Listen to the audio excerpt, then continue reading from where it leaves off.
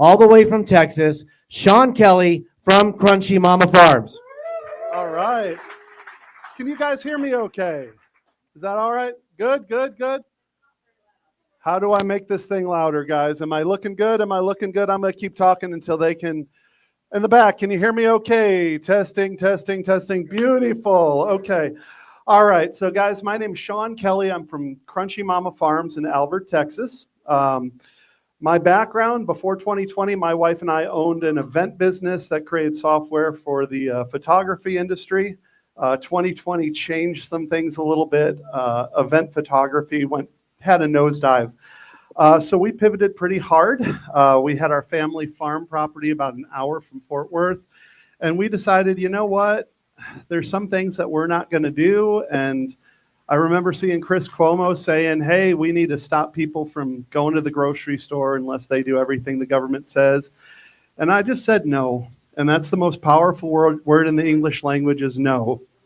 At the same time, I'm going to feed my family. I'm going to enjoy life. And I was sitting down talking to my wife, and I said, you know what? If the world's going to hell in a handbasket, if I can sit on my porch and have some prosciutto that we made ourselves and a glass of wine from my buddy that owns the winery down the street, I'm doing life pretty well. And if I can involve people from my church and my community in that, we're doing great. And that's what we did. I started building our butcher building with ICF blocks. So we're getting about an R40 insulation value from the walls. That keeps our electric bills for the butcher building at about $132 a month in the Texas summer. And it lets us be able to do whatever we want to do on a good budget, because most of your meat processing facilities, one of their biggest expenses is electricity. So the more that you can use modern technology to create a facility that's going to be good for the environment and good for your pocketbook, and tornado resistant, because there's over 50 cubic yards of concrete in our walls, I think you're going to be pretty good to go. And I've been really happy with that. If any of you come down to our classes, I'll show you how we did the build out. We want you guys to be able to take anything that we've created, use it in your own communities, help make America a stronger place. What we specialize in at our farm is beef. There's not a shortage of beef in Texas, despite what the prices say. But we also do a lot of work with hogs. Actually, two of my mentors, Mark Baker from Baker's Green Acres up in Michigan. He's one of the first people to bring mangalitzas to the United States. Think of that as a woolly pig with just ridiculous intermuscular fat. If you're doing whole muscle curing, mangalitza would be my top choice. And my friend Jay with 840 Farm in Waxahachie is one of the best mangalitza breeders I've met in Texas. This pig that we're going to be working with today, which is slightly frozen, so I'm going to do a little bit of stalling and move my presentation around a little bit. We use dry ice to transport this guy, and it froze overnight. This is an Idaho pasture pig. So if any of you guys have watched some of the YouTube videos, I believe Justin Rhodes has used these through the years. There's been a lot of talk about this pig. What it is, it's a mix between a cooney, which was the Polynesian canoe pig. It was a pig that was so chill that you could throw it in a canoe and go across the ocean for 7 days and not want to throw it overboard. All right, that's a pretty chill pig. What I like about these guys is they don't want to escape. They don't even really want to root or tear up your pasture. They just chill, they eat grass, and instead of maybe 7 to 9 pound feed ration per day, these guys, as long as you're giving them an unlimited amount of grass and hay, they're going to do about a 2 pound feed ration per day, and they'll graze. They will root a little bit, but generally it's going to be a grass-fed pig. This one here, her name was Bernice, and she was raised under oak silvopasture with a mix of all kinds of different berries and things in Texas. My friend Jen raises these on 10 acres, and she rotates through the silvopasture so that as the seasons change, they're always getting really good nutrition. And again, the feed ration she's given them is a soy-free, non-GMO feed ration. Down in Texas, peanuts are a big deal. So we have a lot of peanut meal in our feed rations with some Milo and organic alfalfa. So did everybody eat lunch today? If you didn't, or if you came here thinking, hey, it would be a really great idea to have some raw pork, I do have a culatello ham here, and it is outdoors in the summertime. I do apologize, the flies. Um, we put pepper on anything that we're curing, and that keeps away the flies. But right at serving time, you trim any of the oxidized fat off, and then the flies want to get into it. But it's still fine. I just slice that up. If you want to go ahead and take a thin slice of that, you're welcome to. This is cured meat. This is dry cured using the equilibrium method, which we're going to get into today. It's a shelf-stable food supply. In fact, that hog was harvested in June, and we put it on cure. We rinse the cure off after a set number of days, and then we hang it. We basically net it, we weigh it, we hang it. Once it's lost 30% of its weight, that's water weight, you've got meat that you can eat without even cooking it. It's not going to have any problems with bacteria. Any pork that we process in the summertime, we're typically going to use some sort of pink salt. Wintertime pigs, I follow what my friends the bakers do, and they'll typically just chop a little bit of celery. 1 tablespoon of chopped celery that grew in the ground, not any hydroponic stuff, is generally going to give you enough nitrate to change the color, the texture, the flavor of the meat, and give you that pink bacon, that pink ham, and that different flavor that you're expecting from your cured meats. Has anybody here ever cured their own meats? Got a few hands. What did you make? Okay. What were you brining, or were you using?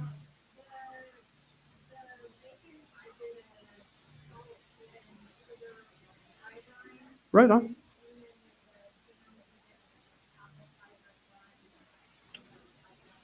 Nice. That's more along the lines of what my friend Anton does. He makes biltong. He's from South Africa.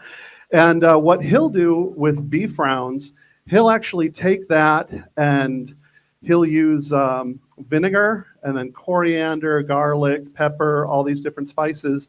And he just hangs it in a drying chamber. It's fascinating. If you don't have refrigeration, you can still be sitting on your porch enjoying prosciutto and a glass of wine. Our ancestors did it for thousands of years. We'll get into nitrates a little bit because I'm still waiting for this girl to thaw out a little bit. So I'm changing my talk around a little bit. Yes, ma'am.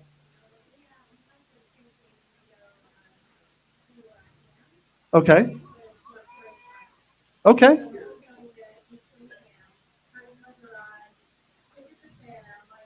So we ever do this, won the grand prize that is for the ham. What state are you in? Kansas? I know Kentucky, that's a big deal for them, and through their university extension services and whatnot, they have, am I too loud? They have a whole country ham program, and they hang it in the barn so it can go through the summer sweats. Where we're going to have issues when it comes to whole muscle curing and why traditionally harvest classes happen in the fall or the winter, you want to be away from the flies. You don't want to be dealing with the fly season at all because a maggoty prosciutto will really, really ruin your day. So that is a concern that I have about this one.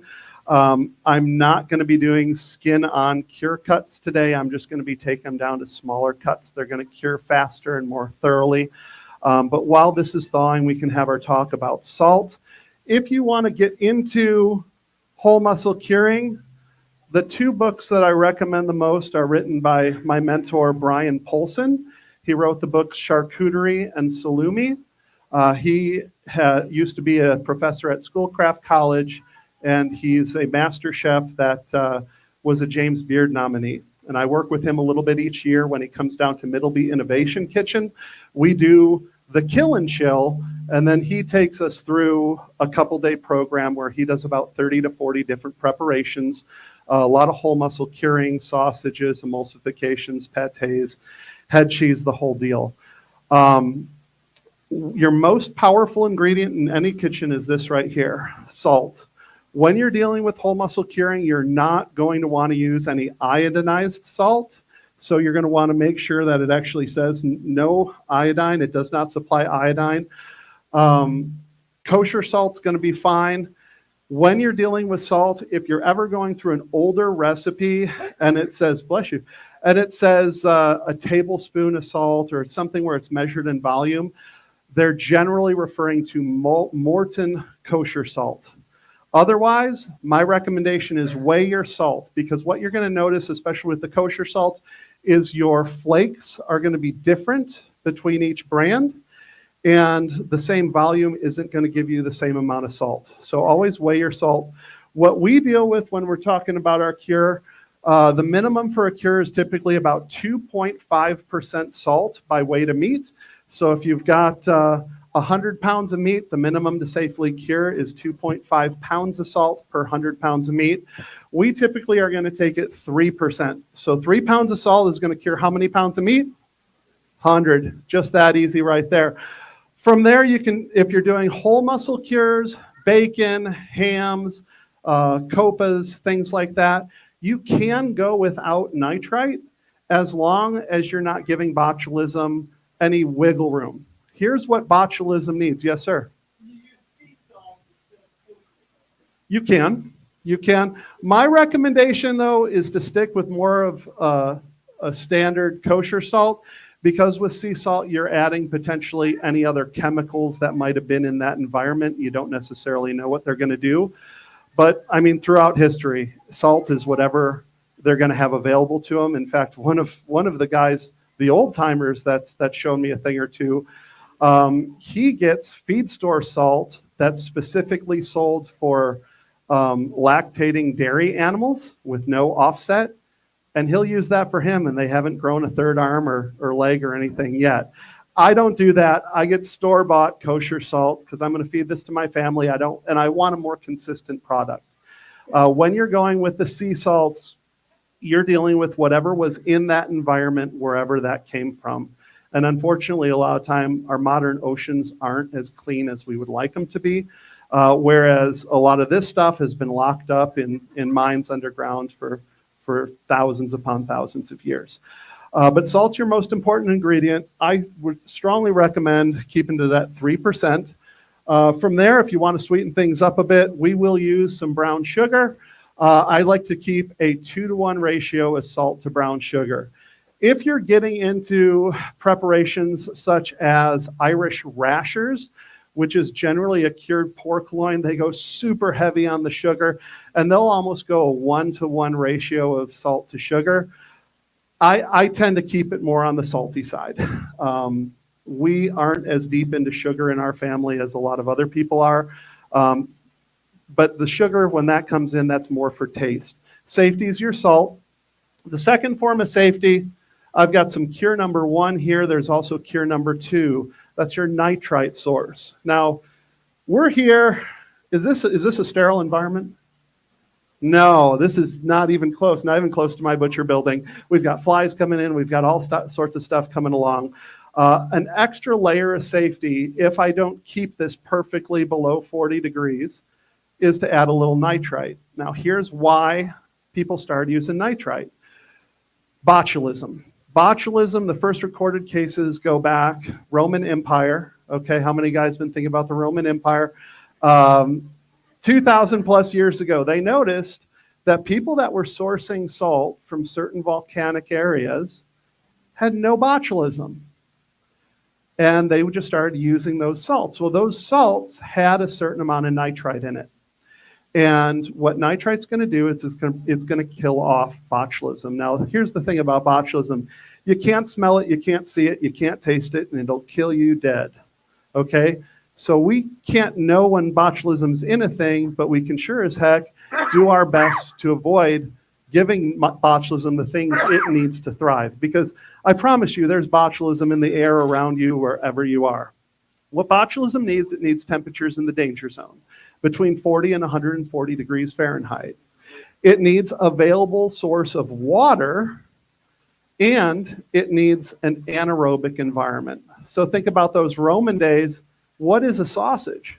A sausage is meat encased in an intestine and is very likely to be a fully anaerobic environment. And then guess what? You take that a step further, and you throw it into a smokehouse where you've got a low burning fire that's consuming all the available oxygen in that smokehouse, you've created the perfect anaerobic environment. So then you take that, you don't have refrigeration, you hang it in the market, and you're in that danger zone. If it didn't dry all the way, or maybe it rained a little that day, now you've got all the things that botulism needs to thrive. So the way around that is to add a little bit of nitrite.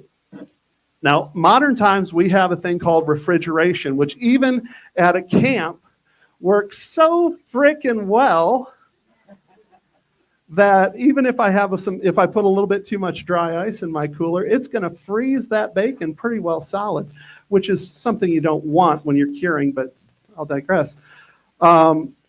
What you can do is you can add that nitrite, and we do it because when you add nitrite to meat, it's going to change the color. It's going to make it pink, okay? So think about this. Who here has had a pork chop? What color is that pork chop? Think of that perfect pork chop. What color is it? Pink? Anybody else? Maybe you're into, what's that Walmart pork chop? What color is that? The other? White meat, or maybe it's a little bit gray. Think about Canadian bacon. What color is Canadian bacon? Pink. She said pink. Completely different color, completely different texture, completely different taste. A pork chop and Canadian bacon come from the same cut. It's just a difference in preparation. And the main part of that difference, other than the smoking, of course, is the addition of nitrite.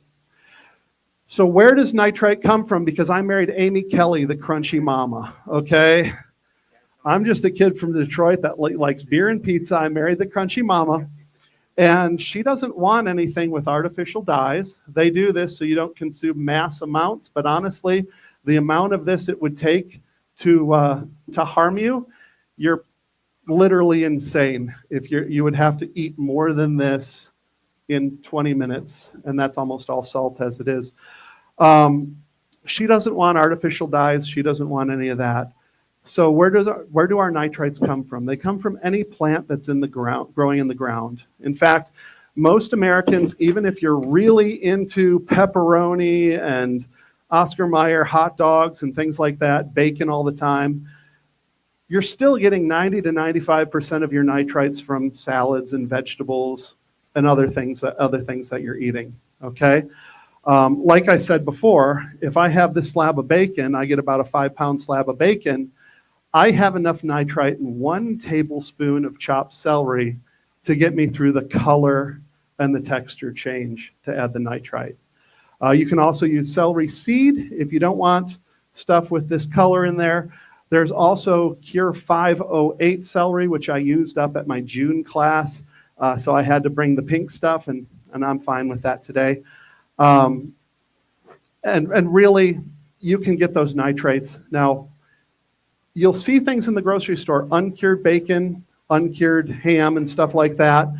That still has the nitrite, but generally it's sourced from celery, it's sourced from cherries or beets and things of that nature, because the government, in its infinite wisdom, has decided that only USDA-approved pink salts can have the term cured, okay? So what you're dealing with is a difference between actual science and government definition. So an uncured bacon, if you're looking at the ingredient list and you're seeing like a celery juice or cherry powder or something like that, that's still a cured product. It just doesn't meet the government definition of being a cured product. Is everybody I know this is the boring part, but is everybody kind of with me? Kind of getting it? Okay, cool. I'm starting to see water on my table, and I'm feeling this bacon, and it's moving along really nicely. I had to go through this part anyway. Let's talk about it, though. So the cure, salt, brown sugar. When I'm doing bacon, I like to add a little bit of garlic. Generally, whether I'm doing bacon or ham, I like some bay leaves that I throw in a coffee mill with some whole black peppercorns.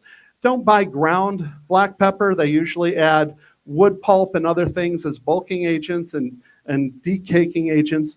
I just grind it all up. I'll throw some bay leaves in with that.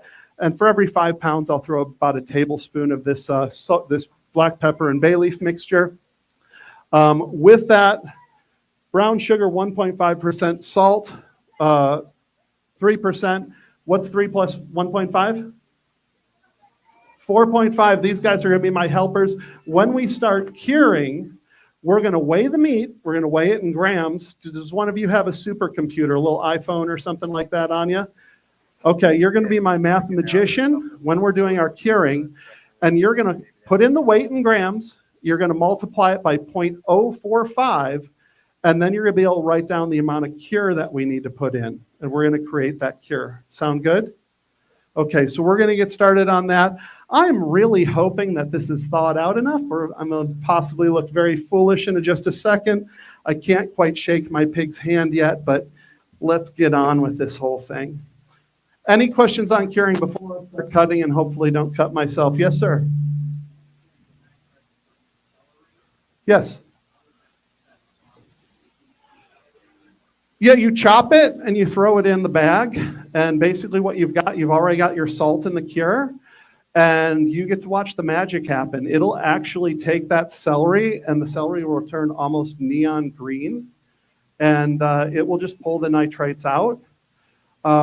When I'm doing it with a natural source where we don't know the exact amount of nitrite, what I like to do is I'll give it a little bit longer time on cure. The general rule in the Polson book, and he's going off of what they use in France and Italy, is 1 day per kilogram. That's your minimum, no matter what the cut, that's your bare minimum. And here's why he does that. The bare minimum, maybe you have a full ham and you're going to cure it. He's going to dry that meat, just like I dried that. And I'm not, those flies aren't interested in that at all, but that's frickin' delicious. Have a slice, by the way. What he's doing is he's getting that cure where it's going into the meat through osmosis, and it's creating a sterile kind of sphere. It's like a shield, using only maybe the outside ½ inch of the meat. That's that 1 day per kilogram. That's your minimum. Okay? That's not what we're used to in America, but it creates that sterile outside environment, so then you can tie a string around it or net it and then hang it. And bacteria can't get into the meat at that point.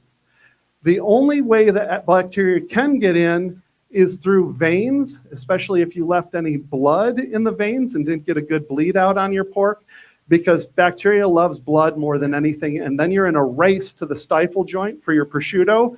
Is the cure/drying period going to get to that stifle joint, or is the bacteria going to shoot up the vein and then up the bone to get to the stifle point? Whichever wins gives you the difference between a good prosciutto and a really stinky, rotten prosciutto.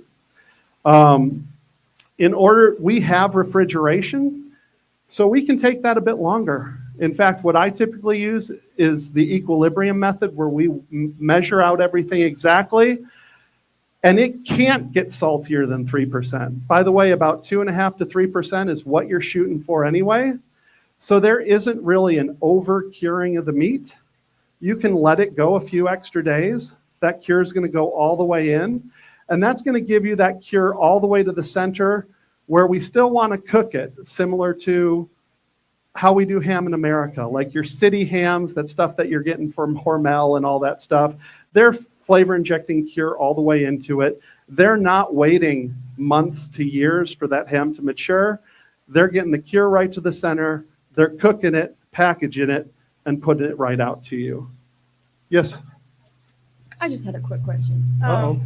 It's you, not me. Before you were saying how like you're a race between like getting the blood, like the bacteria, you know, with your prosciutto. Do you not soak it in a salty brine before curing, or? I don't know. Okay. No, what we'll do, now I had to make this fit into the cooler. I had to make this fit in the cooler so you're not seeing a rear hoof. Is that her or me? That's that one. Okay. I ended up cutting this one off, but what you'll generally do is you're going to cut near the femoral artery. No, I think that's me. That's me. Okay. You'll cut by the femoral artery, and you're going to move the leg back and forth, and you're going to pump the blood out. Another thing that we do is we kill and hoist within a minute. Okay? So we did stick it on the ground. This one died instantly, as they typically all do. We hung it up, and it bleeds right out. While the heart's still pumping, it's raised up, so you're getting a full gravity bleed right off the bat. Where people will generally run into an issue is if you've got a feral hog and you're shooting in the pasture and it runs off, probably not a good animal for prosciutto. And we have plenty of feral hogs in Texas.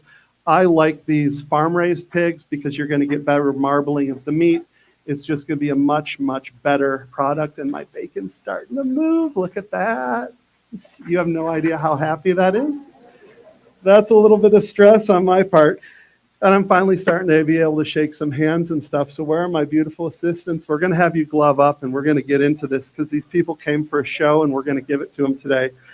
All right. So the harvest of the pig. I use a 22 Magnum with a 30 grain VMAX bullet.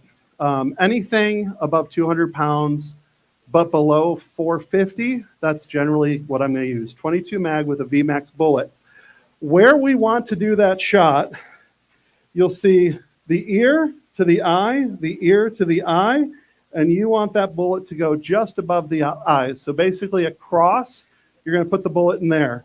As you can see, here's where the bullet went, and that brain is literally the size of a golf ball, okay? If you don't hit that, as Farmstead Meatsmith says, the only thing more difficult than shooting a pig once is shooting it only twice. And I agree with him there, okay? But that's what a perfect shot looks like. For my classes, I'll tell my students, this is between the pig and I. Don't rush me. Don't catcall the pig. You want it to be relaxed and at peace, and it will eventually give you the shot, okay? If you try to rush it, you're going to either put the pig under stress, or you're going to put yourself in a situation where you're going to pull the shot, and now you've got an inhumane shot.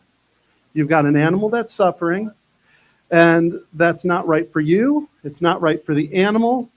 And also, when an animal goes through stress at the time of harvest, the whole pH of the meat changes. It gets into the fight or flight response. The capillaries are going to contract. You're not going to get as good of a bleed out. And it can also give you pale meat where it's just kind of pale and mushy.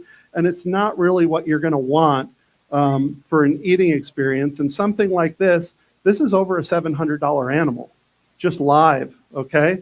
So that's a lot of money to me.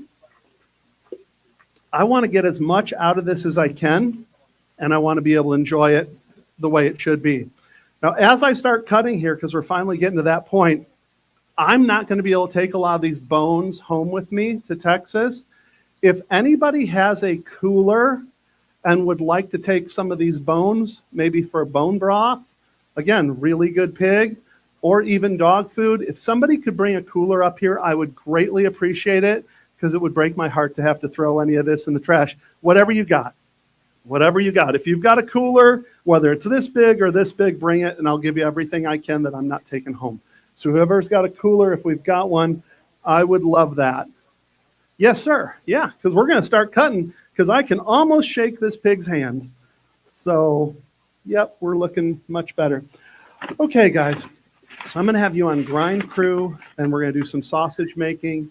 What you can get started with, come over here, and you're going to grab maybe this scale, and you're going to tear this out with this guy here. You're going to get a pound of salt, weigh it out. So put that on and tear it, zero it. And you're going to get a pound of salt, and then I want a half pound of sugar. And we'll get that started. With that pound of salt, we're going to add 8 teaspoons of the pink salt here. Actually, no, we'll use 10. We'll use 10. Yeah, did you try a little of that? It's good. All right. So I'll leave you guys with that knife so you can start messing with it. So to get started, I've already removed the head. That's starting to thaw. Let's see if I can shake this pig's hand. What you want to do is kind of shake that hoof, that front hoof, and you can go around it. Even if it's still frozen too much to get into the joint, I'll just take it out with a saw. Oh, but it's going to let me get in there. And if anyone really wants, well, we've got it on camera, Can they see that online?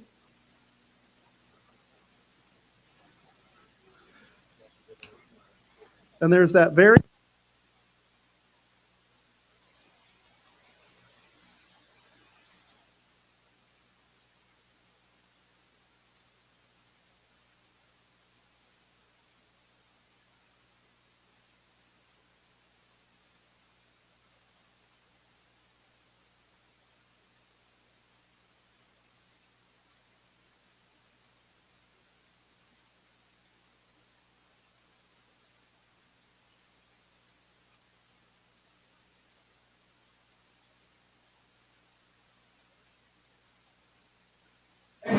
don't waste these. If you are going to waste it, at a minimum, make your dog the happiest dog in Kansas or Missouri or something. But that's the trotter. Also, you can pickle these. You can do all kinds of stuff with these. There's plenty of recipes. Think about it throughout time. Historically, the king might eat pie on the hog and the loin and the ham and all that stuff. The peasants would take whatever's left. Because if your kids are starving, and you see the king's refuse pile, which is trotters and bones and all of those things, you're going to find a way to utilize all of that stuff to feed your starving children. Are we not going to do that? So you would do that, and over time, peasant traditions happened where it turned into a form of high cuisine. And amazing things. If you look at some of the French cookbooks and the country pâtés and stuff like this, which are essentially as Brian Paulson puts it, champagne meatloaves, right? It's all of that waste stream turns into really delicious high-end food product. So that's our trotter right there. You guys get that towel out and throw some in here. Okay, so now we're working. So now the next part I've got this hawk right here. I'm going to pull this to the edge of the table. All right, we got another victim here. Good stuff, buddy. Get in on that. And we're going to go behind the elbow. And we're going to work all the way around.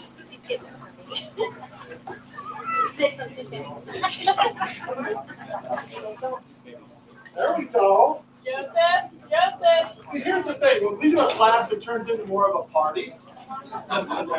This right here. And I always get a little bit of audience involvement. So if you really want to come up here and see this, you're welcome to. So what we're doing is we're using the edge of the table. It's fairly well frozen hot. And I'll get you a bone. So I'll touch the bone. So I'll touch the bone. And I touch the meat of the flesh. Now the thing that I'll do with the hawk, there's two different preparations I'll typically do with this. One, I can throw this on here. If I throw this on here and then smoke it, it's going to have that pink ham vibe to it. Split pea soup, oh my gosh. You throw cured smoked hawk in with split pea soup, it's going to be absolutely delicious. But I live in Texas. And in Texas, if you're doing barbecue, you've got to have beans with your barbecue. And you're not going to have cured pork in with those beans. So what my chef will typically do is he'll take this hog, he'll smoke this thing for about 5 to 6 hours, get it really smoky flavored all the way through. He'll throw this in to his pinto beans with a whole bunch of black pepper and garlic. Oh, gives that smoke flavor to the whole dish. Absolutely delicious. All of that skin is going to start breaking down. You're getting the collagen. You're getting all the gelatin from the connective tissue. You're getting that good bone marrow into your beans. That is such good nutrition. Absolutely delicious. So that's our hawk right there. This guy's starting to thaw out. Let's see if I can bone this. This is our shoulder. So with the shoulder, in American butchery, typically they're going to break it from the front. Rib 1, they'll count 1, 2, 3, and they'll split between ribs 3 and 4. I didn't do that. I went further back and split between 5 and 6, which is more of the standard Homestead traditional breakdown. Over in Italy, where their focus is the copa for capicola, they're going to break further back between 6 and 7. Because that copa, there we go, I don't yell anymore. That copa is really worth the whole value of the pig, and then everything else is profit, okay? In America, we industrialize everything. We have bandsaws. When I worked at the processor, we would put a pig through every 10 minutes. 4 guys would butcher a pig every 10 minutes and send it down to 2 people that were packing, okay? We would put it through 3 and 4 because that accentuates the bacon, that accentuates the loin, okay? So those are your money cuts here in America. Pork shoulder is less valued. Now, my friend Jay, he's taking that copa, he's curing it, gets it all USDA inspected, one of the only places that can do it. He's charging over $200 a pound for his copa. So where's the value? Depends on who your customer base is. So that same muscle, which might be getting $2 a pound at Walmart, is $200 a pound if you take the risk and go through the curing and deal with all the red tape. What do you want? That's the question that I'm going to pose all of you guys with butchery. What does your family eat? What are you in the mood for? Because when it comes to butchery, it's all a series of trade-offs. If I'm going to have pork chops, I can't necessarily get as big of a pork loin, and so on and so forth. So I've got this shoulder here. Let's see how thawed it really is. I'm going to get my butcher's grip.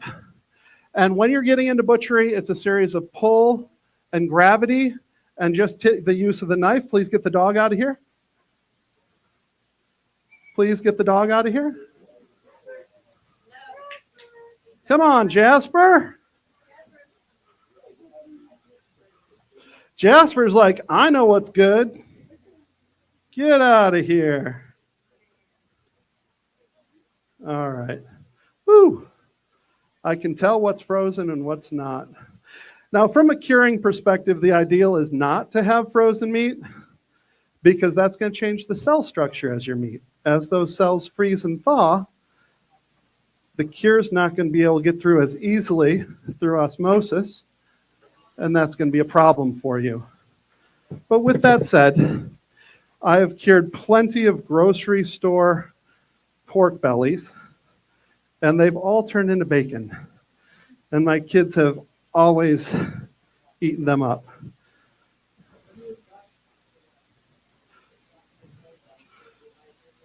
Nope, just do the same thing. It's remarkably simple. People try to make it sound way more complex than it is. They're usually trying to sell you something. I am selling classes, but I have other income streams. By the way, if any of you do want to come to a class and do this yourself and be fed by our chefs, we have a class coming up in November. We're starting with 2 of these pigs on pasture. We're harvesting them. You will do this with knife in hand. So I've gotten under that rib cage. This is the lower part. I'm going to pull up on this, and then I'm going to come up around the rib, and there's a little feather bone coming off the spine. And I'm still dealing with what's frozen and what's not. And we're going to take that out. And just, it's a series of cutting high connections and cutting it out. And using that butcher grip. If your knife is dull, sharpen it.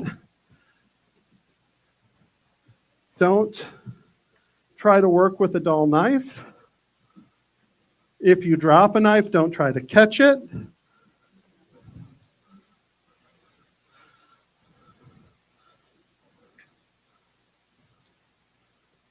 All right. So that's our rib cage. We can bone this out further. Do you want to try your hand at boning this out? All right, set that all aside. We're good.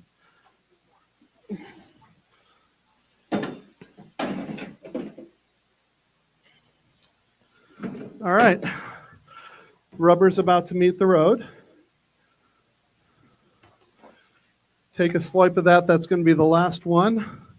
And I'm going to steal that knife back from you. We're going to get you a knife. And then what you're going to do is any bits of meat, like this stuff here, you take that off and you throw it in that lug there. These gray things are called meat lugs. We love them. They're only about $12. You can go between the ribs. Just try to get any meat you can off of that. And I'll give you this knife. Yeah. We will. Okay. Yeah, we will. All right. And as we're going, we'll clean. And we're using a 50-50 vinegar and water mixture. You throw that in the trash. And go ahead and work boning that out. That's a 5-inch boning knife. All right. So this is opened up a little bit. What we have here, we've removed that neck and that rib cage. If you see this muscle here, it's a continuation of your loin. If this were beef, this would be considered the chuck section. This muscle right in here is our copa. And that's going to be that high-end curing cut. I'm going to get some of this bone out of here. Did I ever get a cooler? Oh, I did. Look at you guys. Well, I'm going to throw it all in this one, and then you guys can fight, okay? Because I don't have time to deal with that. But you can all be civil, and if you want more pork, come down to my classes, okay? Awesome. So we see that center point. In American cooking, everybody that's doing barbecue wants a pork butt, right? Pork shoulder, pork butt. The butt was actually the container that they used to transport the salt pork in, okay? So it was a big barrel filled with salt pork. And when you were at sea, you might open one of those barrels, and it could just be heads. It could just be hooves. It could be a whole pig. You didn't know what you were getting. So imagine you're 3 months at sea going after whales, and you open it up, and it's all of these beautiful, fatty pork shoulders. You're happy, right? Well, that's kind of what Boston standardized on. They would fill their pork butts with pork shoulders. So the Boston butt quickly became one of the most sought after cuts. So that's our Boston butt right there. This below here is the picnic. Now I cut a little further back. There's a little triangle that can be some bacon here. Has anybody ever had uncured pork belly? That's what this is. It's different than bacon. This could be uncured pork belly as well, but I'm going to cure it because I like bacon. If I don't want to smoke it, if I don't want to cook it, I can take that whole slab of pork belly. Once it's off a cure, I can roll that sucker up with the skin facing outward. I can truss that and hang it, and then I've got one of the big eight charcuterie cuts called pancetta. Pancetta and bacon are the same thing. It's just bacon gets smoked and then generally sliced and fried, whereas pancetta is raw, it's hung to dry, and then it's typically sliced thin, served raw on a charcuterie board. So I've got this midline here. I can see where my whole copa is in here. I can come through with a knife if I want. I can cut right through here. And guys, I'm not an expert. I've been doing this for 5 years. We do this for classes. I have worked at a USDA plant. Can I have help from one of my friends? Reagan, come on down. Hold that for me right there. With the saw, we cut on the push. How am I doing on time? Great. Huh? Take all the time you want. Take all the time I want. Outstanding. All right. Sundown. Nice. All right. So I cut through the table. I've got this whole pork butt here. This is a skin-on pork butt. If you're Puerto Rican, pernil. Pernil, right? Huh? What's a pernil? Pork butt with what? Skin on? Are those easy to find here in America? No. My chef Brian, he is Puerto Rican, and I need a place to throw this. So What he would do is he would put his spices on this with his Saison and all that, pigeon peas, the whole deal. He's going to cook this slow and low in a humid environment for several hours till we hit internal temp of 205, okay? Then what Chef Brian's going to do is he's going to score little X's in this. She's like, oh, it's like grandma, right? Okay, so then he's going to turn that oven temp up to about 400 degrees. What happens? Make chicharron. What's going to happen is the skin gets tender with that slow and low humid cook. And then when you turn that oven temp up, that fat that is already rendering and leaking out where you scored it starts frying this skin. And if you've never had fried pork skin on a roast before, fried chicken's got nothing on that. It is so good. So good. So it's pretty well frozen through. I was going to make copa out of this. You can see that copa muscle right in here. What I would typically do is I would come around this bone and I would take this musculature out and then I would put that on cure. Now, for Chef Brian, I'm going to take this because I know what he's going to make out of it. This will turn into pernil. And that's one of my favorite things. But there's a lot that can be done with this. We will get into some more whole muscle curing with the loin. All right. With this right here, this is our picnic. Now, I've already removed the bone there. I do have an arm bone sitting in that. Who here likes sausage? All right. I guess we're making sausage for these guys for the dinner tonight. Do you guys like Mexican chorizo? All right. How about we do about 5 pounds of Mexican chorizo? I'm going to put these guys to work. That sound good to y'all? All right. So what we're going to do with this front shoulder here is I'm going to come in here. I'm going to take the skin off of it. And I'm going to have them bone it all out. Because in no culture is butchery just a one-person operation. And that's what we find at our classes. It's a certain type of person that wants to take a weekend to go harvest pigs, right?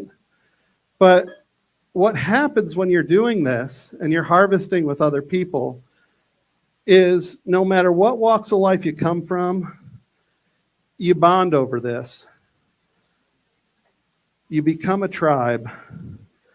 And what we've got going on, we'll actually be doing our Tribe Day weekend, November 14th through 16th. William Bonds, he's going to be out there. Tag from Life Done Free is going to be out there. I've got Chef Ken Daniel coming down. Chef Ken is one of the top sommeliers for whiskey and bourbon in the country. He does bloodsugarchef.com if you want to read some of his articles. And Chef Brian Santiago, our Puerto Rican superstar, is going to be doing some gluten-free baking with my daughter Emily, who's somewhere. Is Emily around? Oh, Mia's here. Emily's running around with all the short people. All right. Now, for chicharron, the stuff from the lower end of the hog isn't really my favorite. With that said, it's edible. Or if you want to cut it into strips, your dogs will never stray. So do with it what you will. Again, this is a soy-free, non-GMO critter. So that's going to go in there. But wait, guys, there's more. Be careful because it's frozen. You're pretty good there. So bone that out. Okay. On to the head. I show you where the shot was. The stick would have been right in the sternum. You're going to shove it in, wiggle, wiggle, cut all those blood vessels. Getting into the head, I've only got half of a tongue here. We did a scald and scrape on this pig. So there's a little bit of burn on the tongue. I will get rid of that. The dog will love it just fine.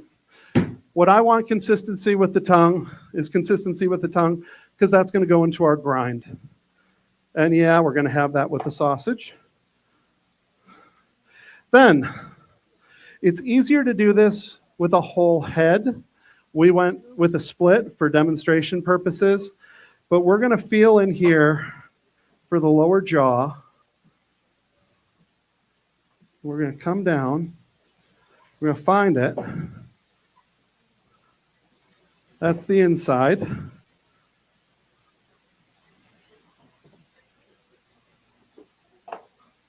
With the head, what you're going to come into are glands, okay? If you ever go to the grocery store and you look at chorizo recipes, one of the first things you're going to see are lymph nodes, typically right up there on the list. And that's just a politically correct way of saying glands.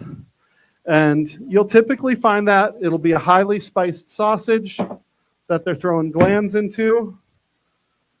We'll get some of that skin off. And we can take this head meat and we can throw it in here. Now, another option, if you've got a head meat, you can do a head cheese, which everybody's like, ew, head cheese, head cheese. Does everyone like to taste a gravy? Like a really good, rich gravy? Head cheese, honestly, is a savory Jell-O made of gravy. Okay, you take that stock as you boil the pig's head down, and you can get that going overnight. So 3 gallons worth of stock turns into 15 ounces of a demi-glaze. And what you've got there is just solid flavor. I am not used to dealing with frozen pig heads.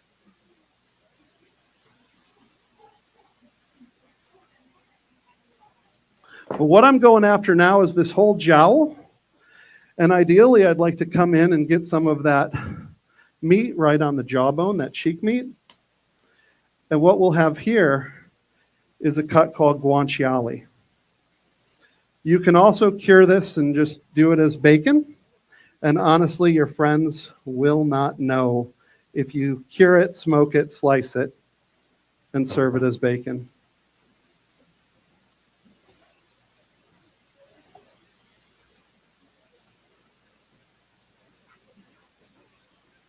And that's still too frozen. There we go.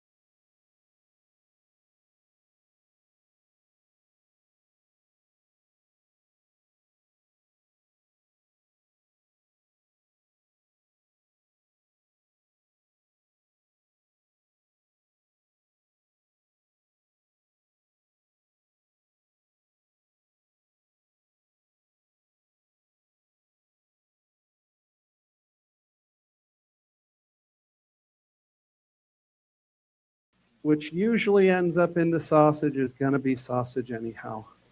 But I need to separate this out. Normally, I would follow this leg and peel this back, so you would have a nice slab, and then it comes, it's like two little pieces of a fishtail. With frozen meat, it makes it a little tougher.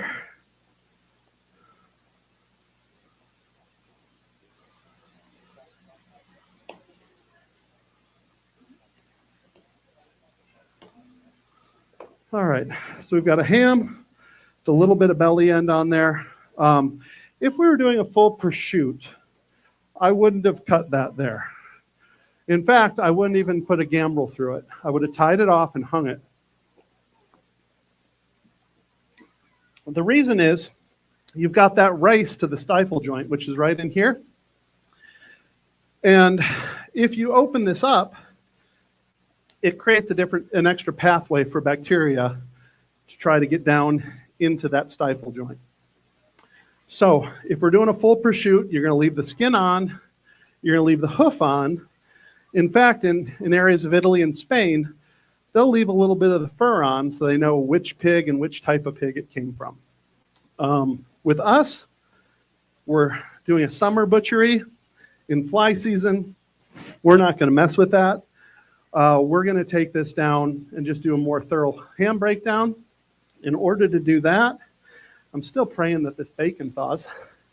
In order to do that, I'm going to remove all the skin off of this ham. We've already removed most of that ham hock.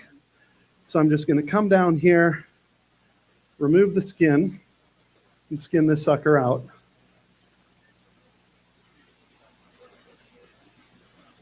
How's that going? Is it thawing for you? Bit by bit? All right. Well, I'm going to give you a little bit more stuff for sausage.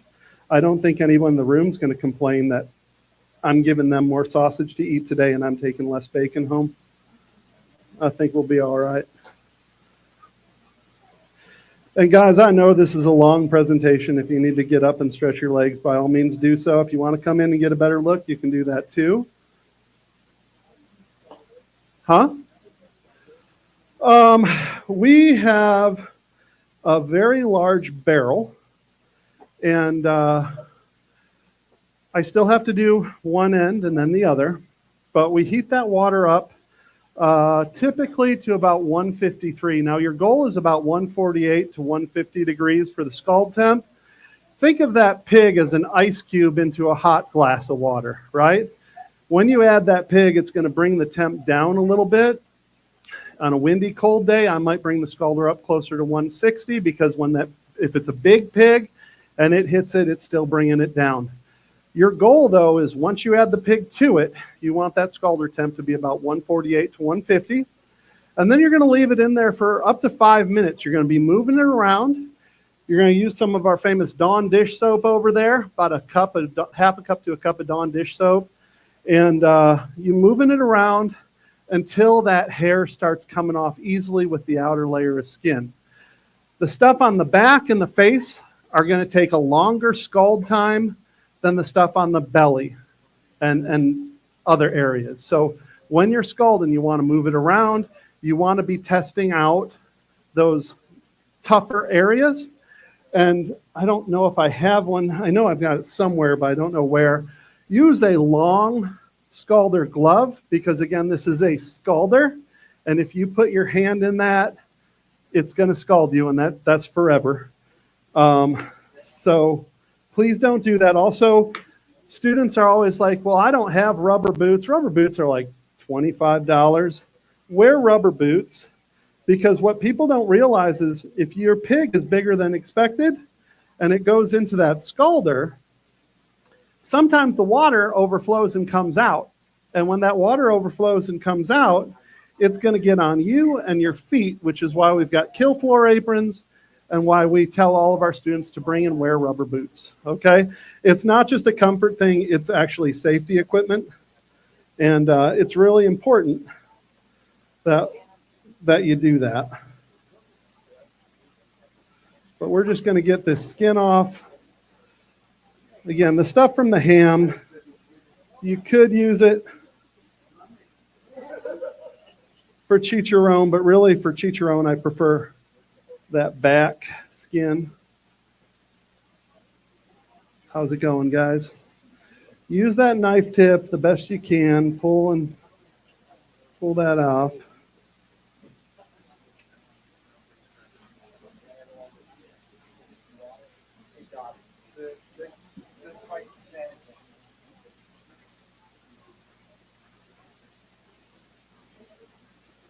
All right, somebody's dogs are going to be happy. Or if you're a hunter, a little bit of pig skin and some back fat mixed in with your sausage can be freaking delicious if you're doing venison sausage. So now we've got a ham. We've got where the hoof was, and then you're coming down here. I don't know how frozen we are. There's a kneecap. We get into that kneecap and we can pull what's called the knuckle or the sirloin tip. That's a real nice rounded ham. It cures very, very nicely if you're going to slice it thin for sandwiches. It's absolutely spectacular. Or I can take the ham like this after I remove the H-bone, which is right here. I can come down the back, and this will be my culatello ham. This whole front, it's like the fiocolo or something. I don't know the exact name. Starts with an F. Somebody can Google it. I usually just will pull that knuckle. I'll cure those. The culatello ham, that's what you're eating on right there. Anybody that's tried that, is that okay? Okay. Now here's the thing.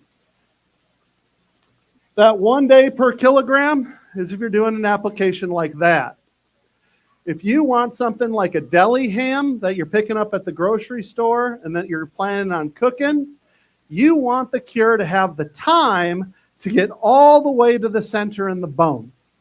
And the reason is it changes the color and the texture and the flavor of the meat. Think of the difference between the taste of a pork chop and Canadian bacon.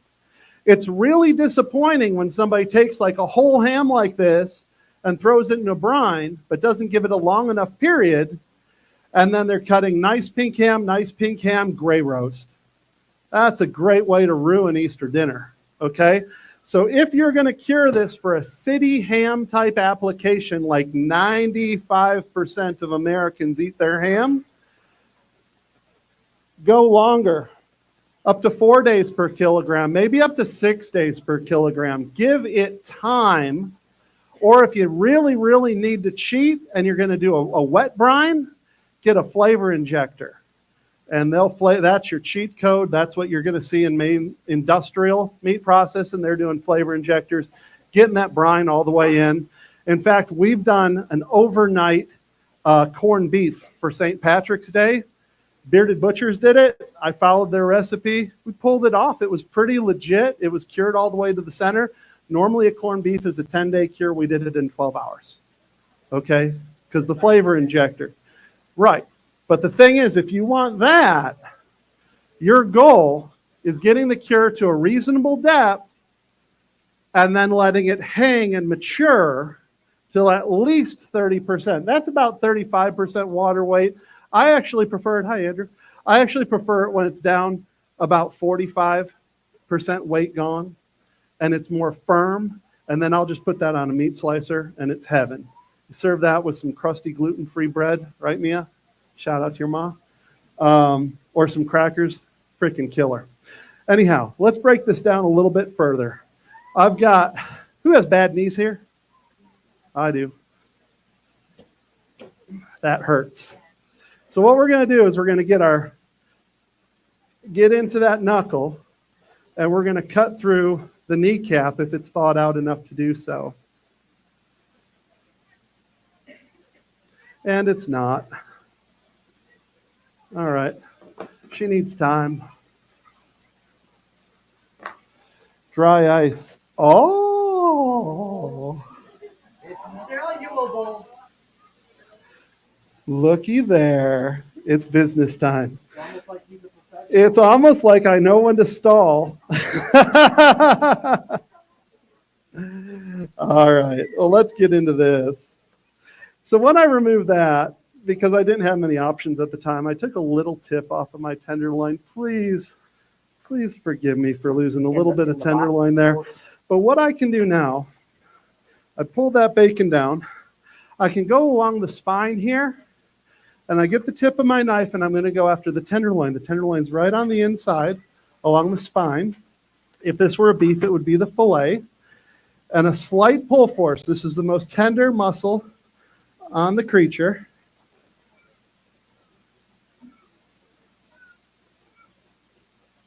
And we're just going to work our way down with the tip of the knife. There is that little chain muscle there, which if I cut something with a knife, it's going to be that. And that's okay. If it were a beef, I still want that chain because I'm going to pull that tendon out. And it's tenderloin kebab meat. It is spectacular. A pig, a little bit less going on. But I'm going to work my way down in there. Keep in mind, this is still frozen.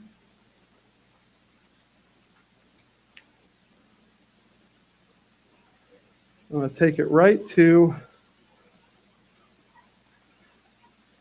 that pelvis.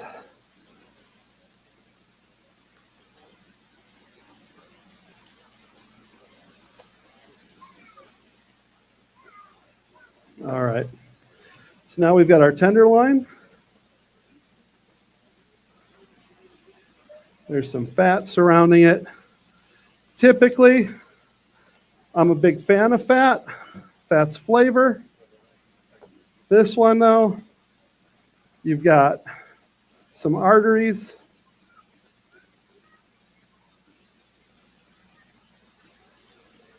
There's an artery that runs along the spine. There's a tendon in there. We're going to make somebody's dogs really happy. Or throw that into a stock pot. It's fine.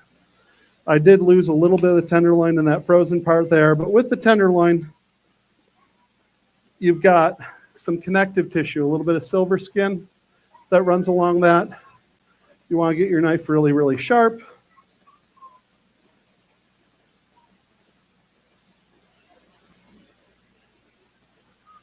Bit by bit, eh? Now you're seeing what I'm going to take care of you. Nobody works for free with me. You're going to be taken care of. But what we're going to do is we're going to get in here. We're going to get underneath that silver skin. We're going to pull that out. Just get the tip of the knife in. Not used to these being frozen, but it is what it is. Here's the thing. This is going to be a quick cut, this little tenderloin, or you can cure it. What I typically will do is I'll sear this up, and it'll just be a main dish for maybe my wife and I. You're not going to feed a lot of people with it. But if you don't get that silver skin off, it's not going to cook down before this is cooked through. And the result is you're having the most tender cut of meat with that harsh, you can't bite through connective tissue, but that's going to be our tenderloin right there. And we're going to start bagging some things because we can.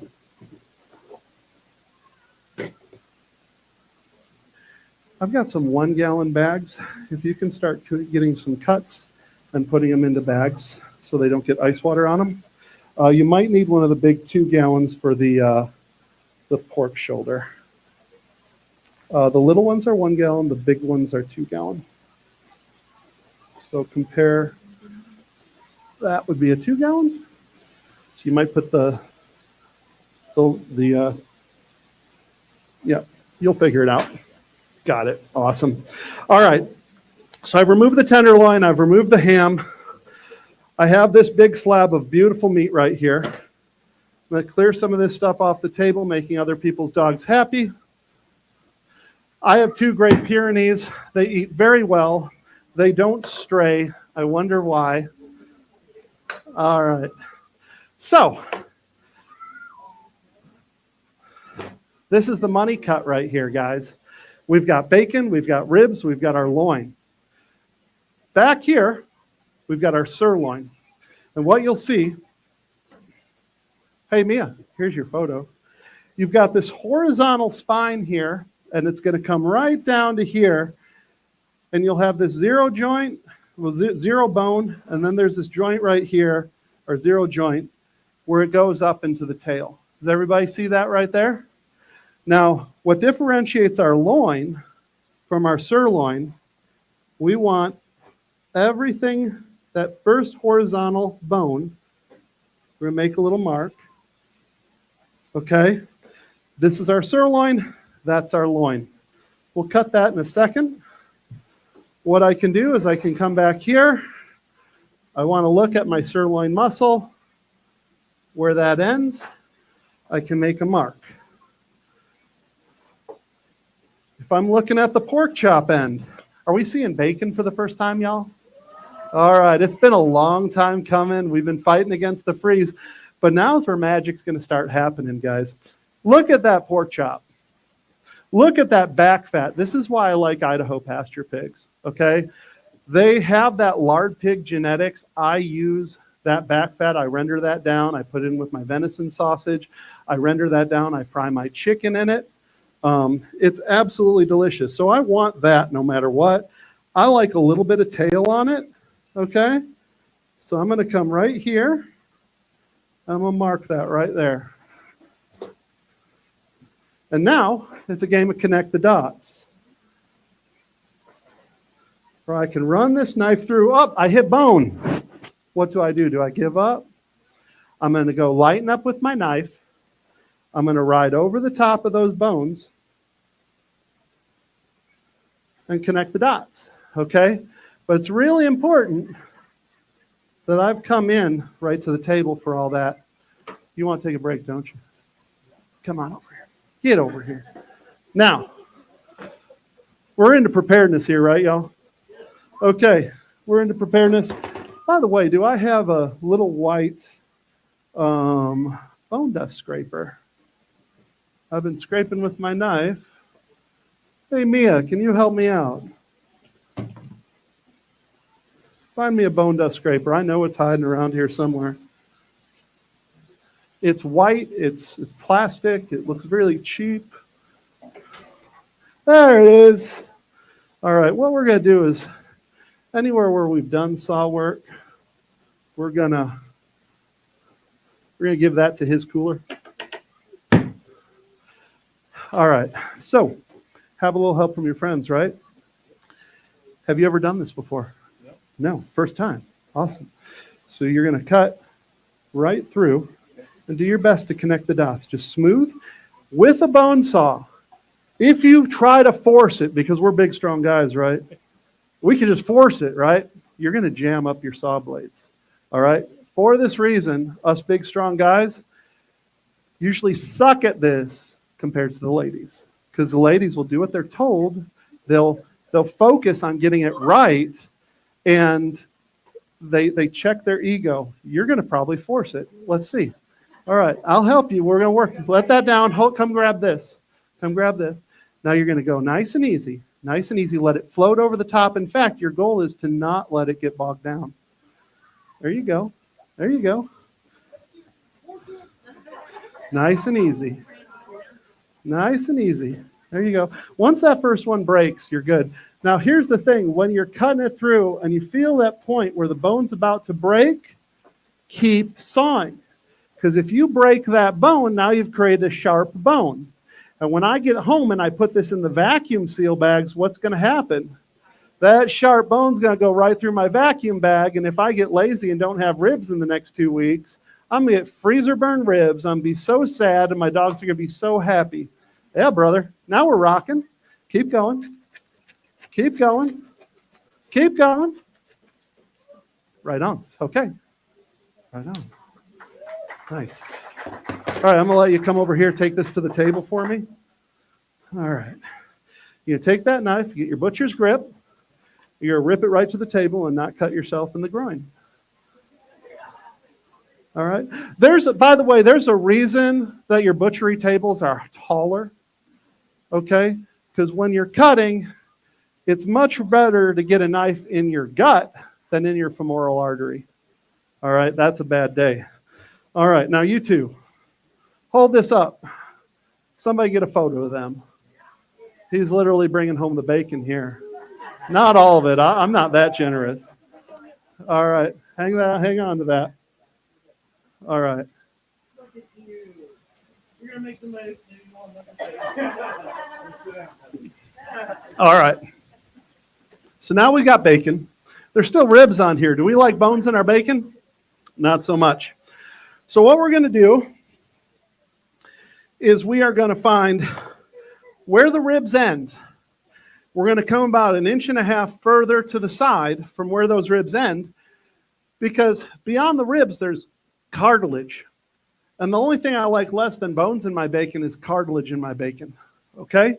So I'm going to come out and I'm going to do a little scoring line about 1/4 inch deep that basically gives me a good guideline as to where my ribs end, where that cartilage is going to end. Are these ribs straight or are they curved? Curved. I have to keep that in mind, because if I follow this path from this initial curved rib and I get to here, what have I done with my knife? Where's my knife at? It's right on the table, and I've got holy bacon. We don't want holy bacon around here. All right? I want to get my knife tip and I want to push it up as I do my run. And I don't want a lot of swipes either. Don't let me see you doing 20 swipes. We're going to go through. You're going to get your knife in there, no knife tip up. You're going to run it right out. And if you can get it in 4 swipes or less, you're good to go. There's my ribs. That's one of the downsides of this breed, is your ribs aren't going to be huge. Did I gouge through the bacon? No. I've got a beautiful slab of bacon there. On this bacon, more and more I'm seeing it. If I'm at the grocery store, they're leaving the silver skin on. That's laziness. Don't be that butcher. All right, you get your hook here. You get that started. Somebody tell me what time it is. 2:23. Nice. All right. Still working on that pork shoulder, are you? Or that picnic? I'm sorry, it got too damn cold. The nice thing is I'm still dealing with cold pork on an 80-some degree day, so in a way it's worked out.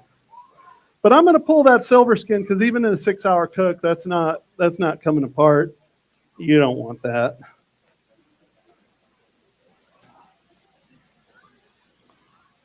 All right, silver skin gone.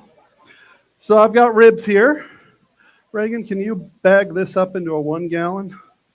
I'll give you that. Thank you, dear. All right. So now I've got a skin on slab of bacon.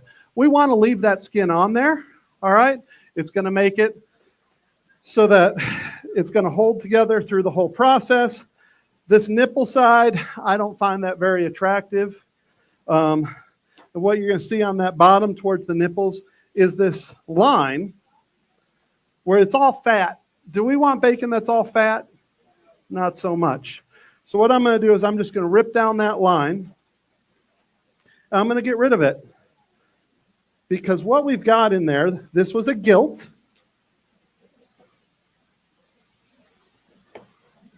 But what we have are mammary glands. And you're not going to taste it, but it's a little off-putting to look at that. You could skin this out, give it to a friend as a bracelet if you're weird like that. I'll throw it in here. Again, someone's dogs are going to be really happy. The dogs don't get weirded out by mammary glands. People that aren't used to seeing them do. So we're just going to trim that. This bit here, it's a little bit less grotesque. And that we can throw into our sausage. You guys came to see how the sausage is made today. It's not all pretty. But at the same time, I'm going to be eating this stuff. I'm not going to give you anything that isn't wholesome. All right. So we've got our slab of bacon here. You'll see this is really nice. It gets kind of meaty and chunky towards the end here. I'm going to let this go and turn it into sausage, because is Emily here? Emily's not here. My daughter Emily used to say, Dad, are you going to the woods? I go, yeah. She goes, bring your rifle if you're working in the woods, because if you see a pig, I want sausage. And she'll have me sausage the whole thing. I'm going to take this last fishtail end of the bacon. I'm going to cut that off. And I'm going to have my lovely assistants over here take the skin off of that. Do about a 1-inch dice with that, the best that you can. You can use this knife if you prefer. Whereas this is going to be bacon. And I can cure this by using that. I'll throw a little garlic in with it. If I don't want bacon, if I want pancetta, when it comes off a cure, I'll roll it up like this. I will truss it. I will weigh it and tag it so I know what weight it was. And then I'm going to hang this sucker till it loses what percentage of its weight? 30%. And then I have one of the big 8 charcuterie cuts. I've got pancetta. Okay? You can buy pancetta at Walmart. I promise you they've done some cheat codes to that. But it's still freaking delicious. But that's where pancetta comes from. That's where bacon comes from. Right now, my big goal is if it fits, it ships. That whole thing's not going to fit. So I'm going to rip this in half.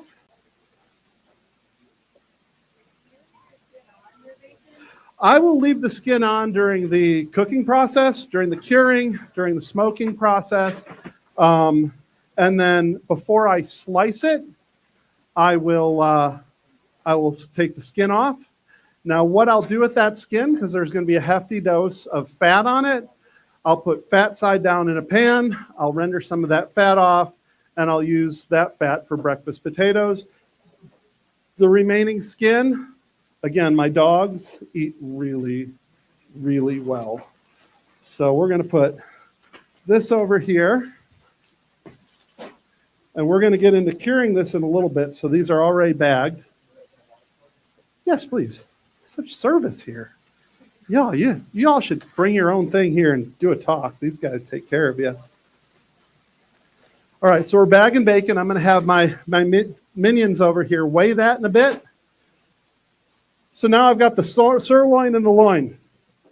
So again, horizontal bones. There's that zero joint, zero bone. It comes up. The front end of that zero bone is where we separate the sirloin from the loin.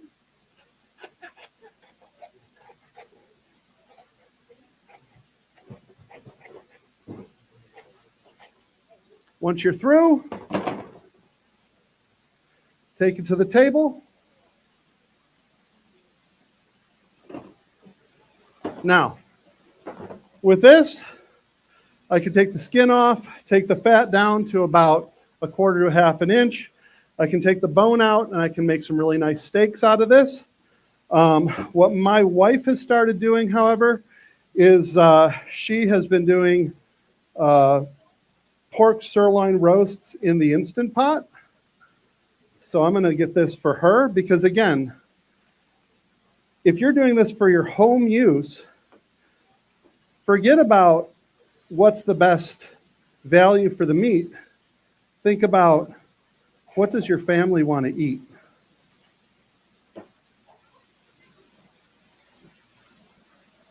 And for us, it's a lot of bacon, sausage, sirloin roast. If I took the bone out of this, I'd get about 3 really nice sirloin steaks out of this. All right. But she's going to eat sirloin roast. So go ahead and throw that in a 1-gallon bag. It sure does. Yep. You can barbecue it too. But in the Instant Pot, it's fantastic. It's really good. All right. So I've got this right here from the sirloin. I'm going to hold this off to a side. As we get into the top end of the pig, we're getting a much more consistent skull.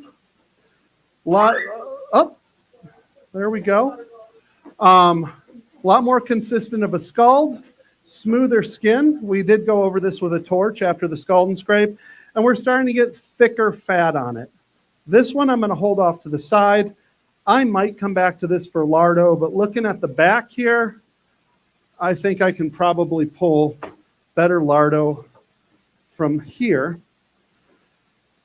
Have you guys ever used a cleaver before? No. Good answer. No, she says. All right. We're going to get into cleaver work. Keep working. I'm going to put you to work with cleaver work in just a bit. All right. So with this, I want the skin off. I want most of the fat off. I still want to take about 1/4 to 1/2 inch of fat, leaving it on. It's easier to just do that with everything together. Get this started.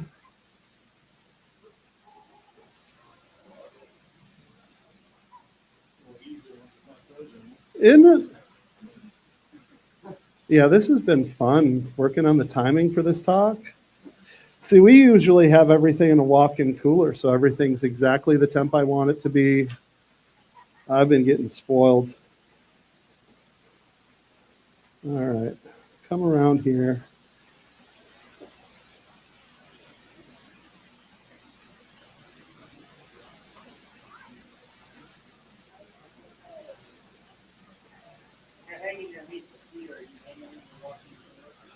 Yes, I'm hanging it in the walk-in cooler typically. Between 34 and 36 degrees. For curing, I'll keep it about 38. It's already on salt, it's on nitrite. You don't want it to be risking getting frozen during the cure process because you want osmosis to continue. I'm just going to trim this up. Now, if anybody's a deer hunter here, this is what you need for your venison sausage. This back fat is killer. I've seen guys on YouTube that are all about back fat, and that's cool. But most of us aren't used to 2 inches of back fat on our pork chop. This is as high on the hog as it gets, baby. That's so good. I mean, look at that. So creamy. That's beautiful. But what we'll do is we'll end up rendering this. We'll put it in a pot. We'll start it off with about 1/2 cup of water, and all of this back fat will get rendered down. Keep it at a low temp, about 210 or so. Let that render down. All the proteins are going to come off of it, and then you just make sure that all the water's out. Once it's clear all the way down, once all the proteins in it have turned brown, like a fried chicken, you can strain that all out, put it in a jar.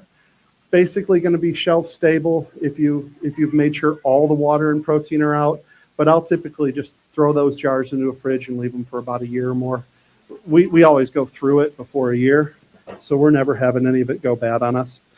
So we've got a loin with the bone in right here. If I'm looking at it, I can go right here and I get to that last bone. I could just rip this whole thing, get a full boneless loin like you see at Costco. I just like the presentation of bone-in pork chops, and I know students love playing around with the cleaver. So we're going to come straight down here. We're talking difference between ribeyes, bone-in ribeyes, and New York strip, basically, is what we have here. So I've got that right there. I'm going to take that to the table. And then I'm going to feel in here for the false ribs. And I'm going to get my knife, feeling for those false ribs, pulling this all back.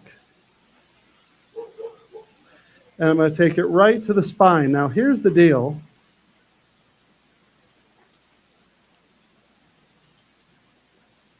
When you get to the spine, our general reaction is going to be, I hit that spine, now I'm going to turn 90 degrees and cut out. But if you cut out at 90 degrees, what did you leave behind? You left behind about 1/3 of your pork chop. So you're going to keep in mind that that spine is circular. It's kind of a bulb, and you're going to get in there, go around the bulb, and then you're going to cut outward.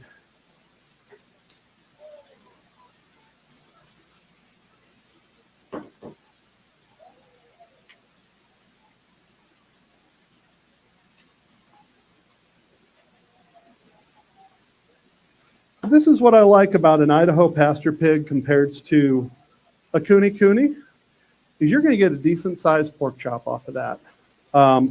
Now this end, we're going to cure this. Okay, we could turn this into Canadian bacon. I'm going to go a little bit different today. We're going to do an Italian Lonzino. We're going to use some orange juice, some orange zest, some fennel, and we're going to cure it in that. So if you would throw that into a 1 gallon if we have it.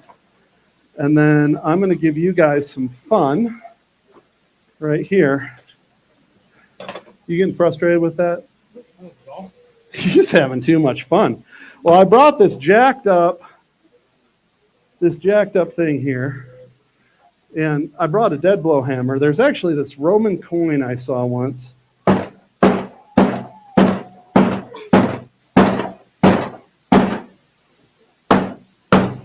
The had a guy doing just that. Who's going to have a happy dog? Whoever brought me these coolers. All right.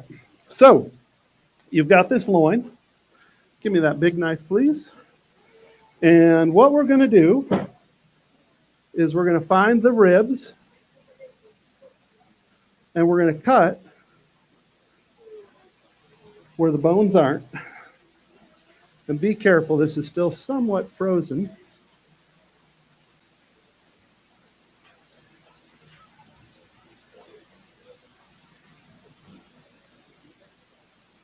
Wouldn't this be a nice breakfast for tomorrow? One of these with some eggs or something. Are you guys camping here? You brought a fry pan with you? Those are the right answers.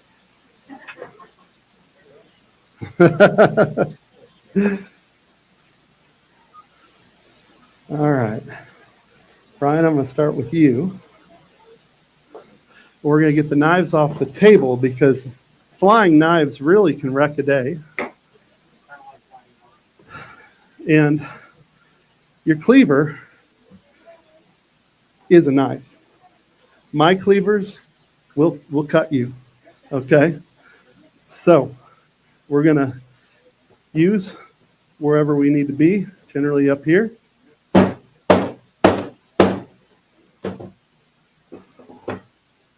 That's happiness in a fry pan. All right? Everybody wants... Who brought what for Bartertown tonight? Have at it, brother. We'll work on this. Don't let him have all the fun. I want you to jump in on this too, okay? Bump it up. All right, let's see this.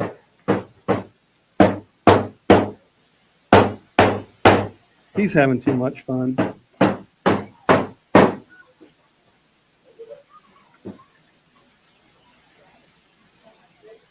You're fine.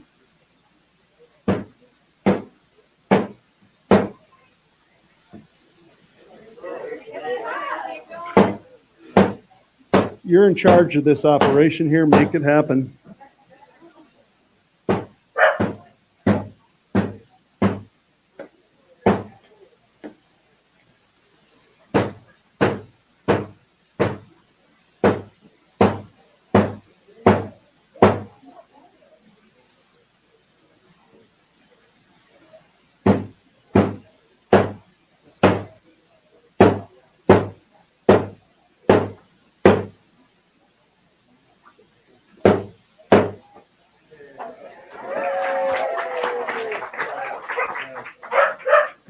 You got to get a photo of that.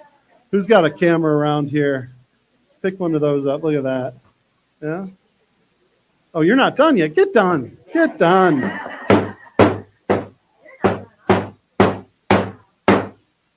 I thought they were done. I look up.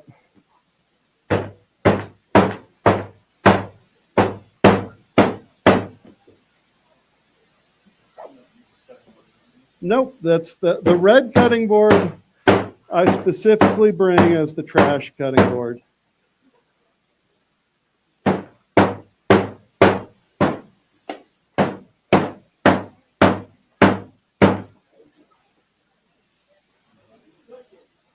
Yes.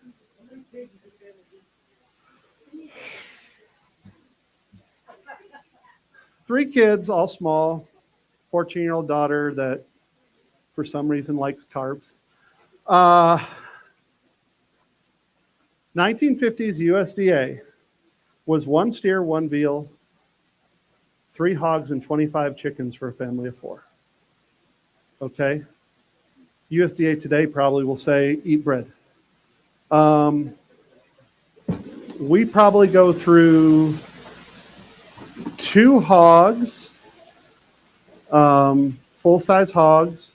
We'll go through at least a full-size steer, maybe a steer and a quarter, and then consistently 50 to 60 chickens a year.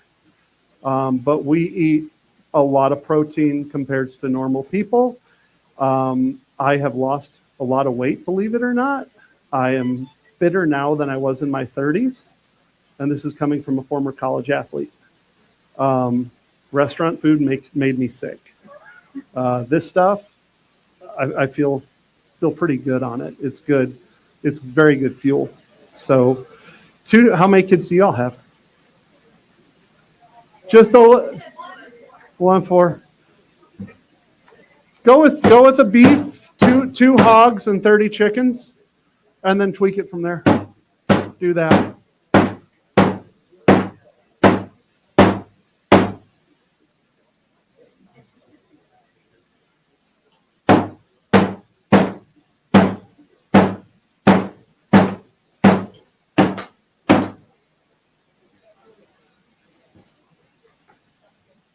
How y'all feeling with that? All right. Count them. 1, 2, 3, 4, 5, 6, 7, 8, 9. All right. How many people in your family? 10. I'll give you 3 and you've got a sampler pack. Put that in a bag. And I don't have that many bags. So give me 3 bags of 3, would you? 3 bags of 3. That's not a bad paycheck. I promise you, you're gonna be addicted. You're gonna be like Jones and saying, "Shawn, when's your next class?" It's good pork. All right.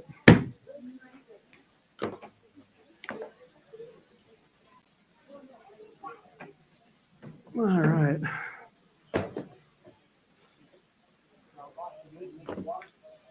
I'm good, man. Life is treating me pretty well right now. I've got all kinds of cold sausage meat. The upside of it being frozen. Pardon me, right behind you. All right. Okay. So, getting into the fat of it. That's all mammary gland. We'll give that to the dog. All right. Chicharron. Who likes pork rinds? See some hands up in the air. Who likes work? I like it. If you're willing to suffer, you can have anything you want. Pork rinds take time. It's not necessarily out of work. Pork rinds are just time consuming. I'm going to show you what to do with it, though. I don't have time to do pork rinds here today, but I can get you there for pork rinds. So first things first, let's look at this pig. I've got some smooth fat right in the back. I got some thick fat here. I want this right here.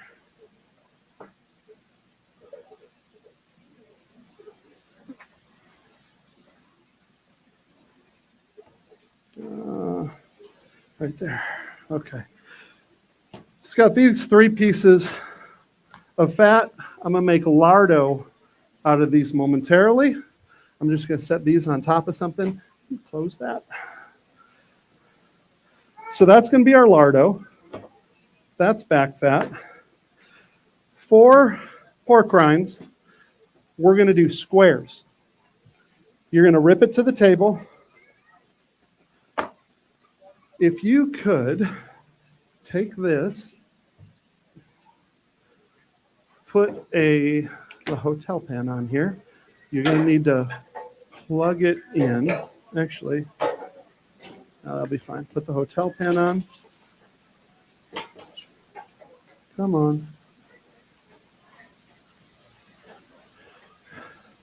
You're going to weigh the bacon slabs and the jowl. You just put them in there in the bag, and you're going to get a Sharpie, which is somewhere around here. Help me find a Sharpie. Not dry erase. I know there's like 10 Sharpies. 10 Sharpies. They're here. They're just hiding from us. We need to write down on the bags what we are working with from a weight standpoint. Oh, hallelujah. All right, here we go. So weigh each of those pork bellies and throw that in a bag as well. A 1 gallon should work. Yep, any of the curing cuts. So the 2 bacons and the guanciale, we'll weigh all that. So what we're doing here is we're going to cut this fat into strips. It's very much like, we're good, thank you. It's very much like filleting a fish. And we're going to cut this skin all the way down to the skin, get all the fat off. And then we're going to cut it into squares. And it's important that you cut it into squares because at the frying step for pork rinds, if it's not cut into squares, it's going to twist on you. And instead of a fluffy pillow of pork rind, it's going to be fluffy, fluffy, leather, fluffy, fluffy. And that's not what you want when you're sitting at home, drinking a beer, watching football. So, can everybody kind of see? I can almost see where the hair follicles came through on that skin there. We're going to cut those into squares. About 2 by 2.5 inch or so. And what you're going to do is you're going to get these into a big vat of water, and you're going to boil them for about 2 hours until they're fork tender. And I mean, you can shove a fork right through them without any real pressure. Again, water and heat over time tenderizes pig skin. So if you do that over time, it'll tenderize that skin. Then you're going to fish all this pork rinds out of that boiling water, and you're going to put them on a rack in an oven or a dehydrator. Now your objective is to get every last bit of water out of those pork rinds so that when you take the pork rind out of the oven or out of the dehydrator, you go to bend it and it breaks like a piece of glass.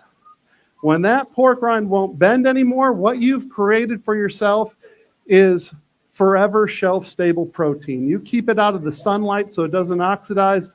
You can take that, fry it up 3 years later, and you're eating, okay?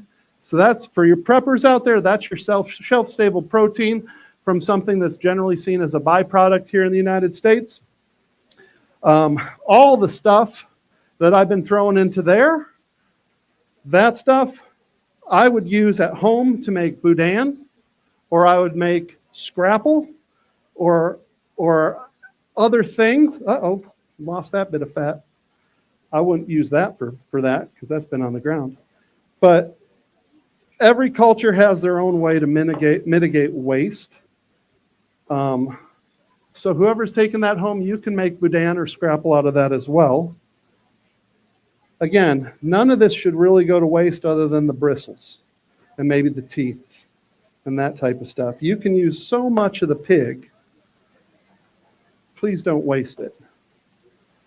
But I'm going to get all this fat off. Again, this fat will go to render. I'm taking this home. This is prized by my wife. And once you start cooking with lard, whew, it's hard to go back.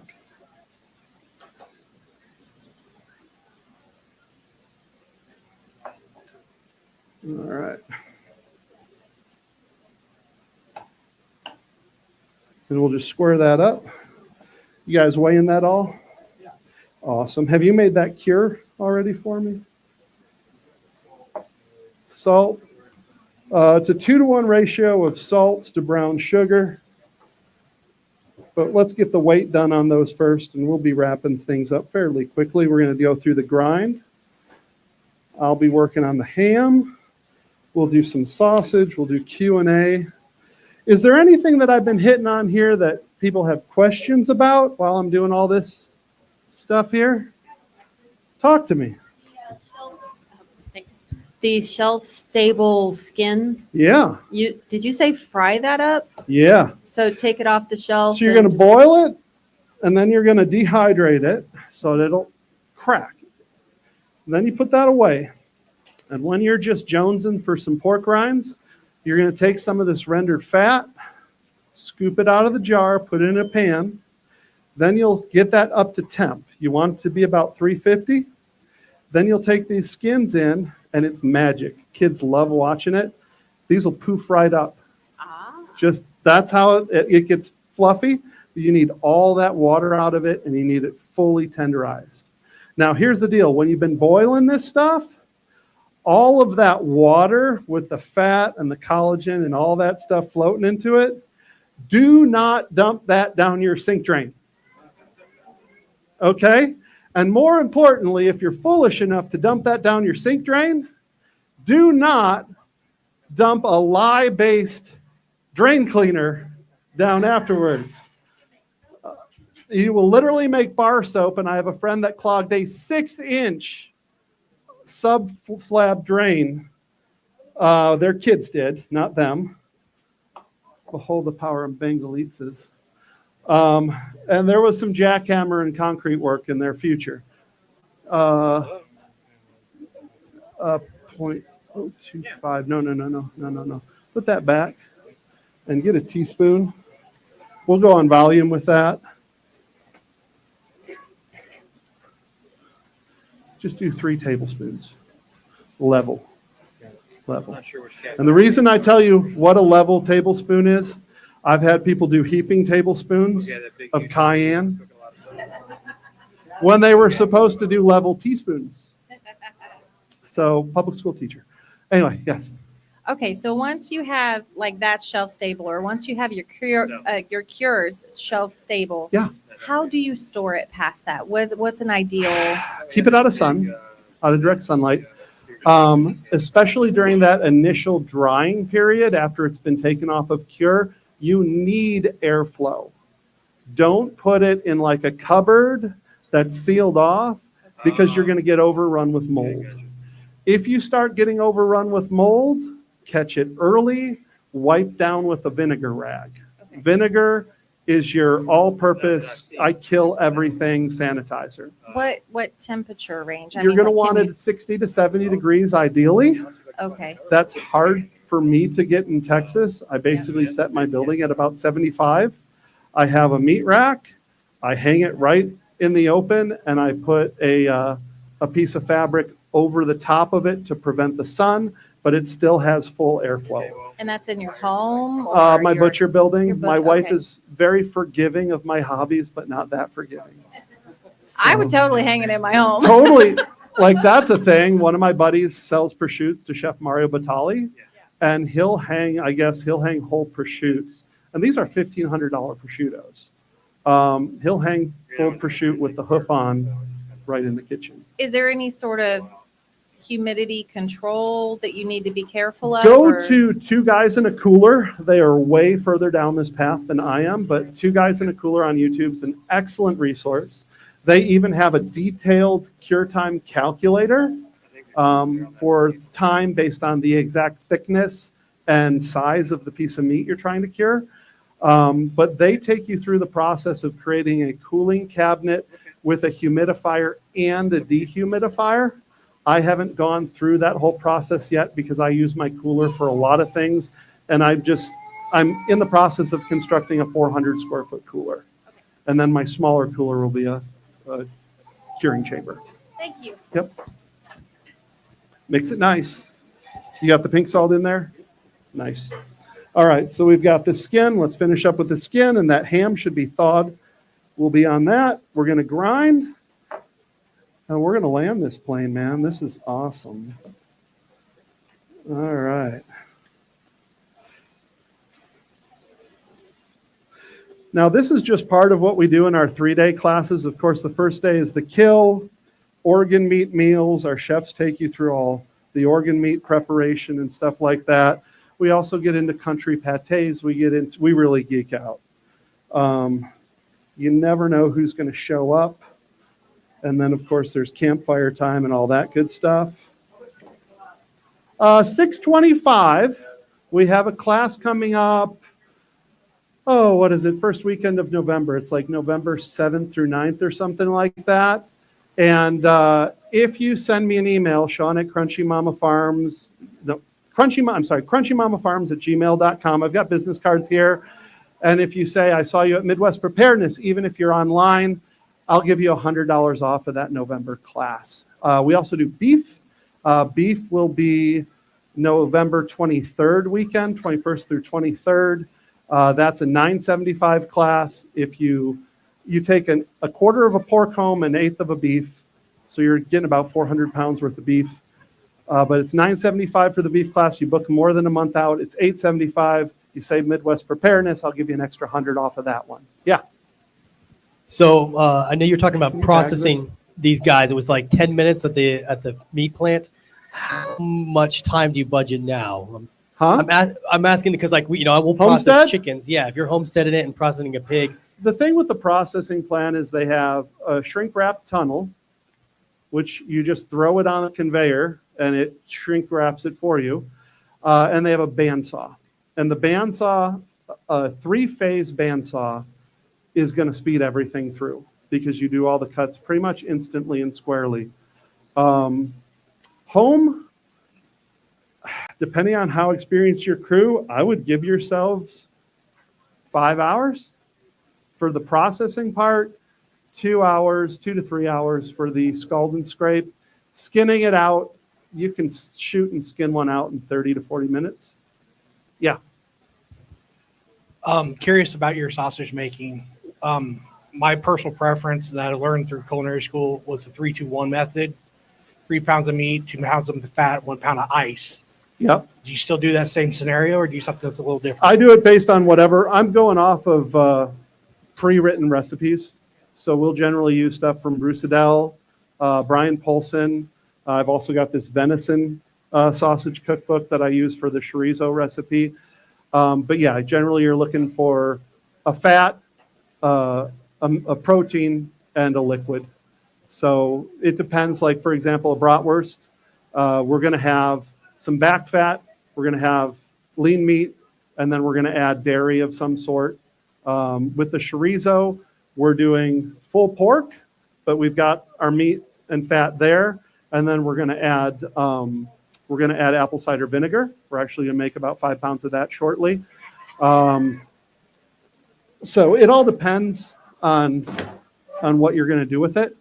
But yeah, I mean, if you're going to use a liquid, some people say ice.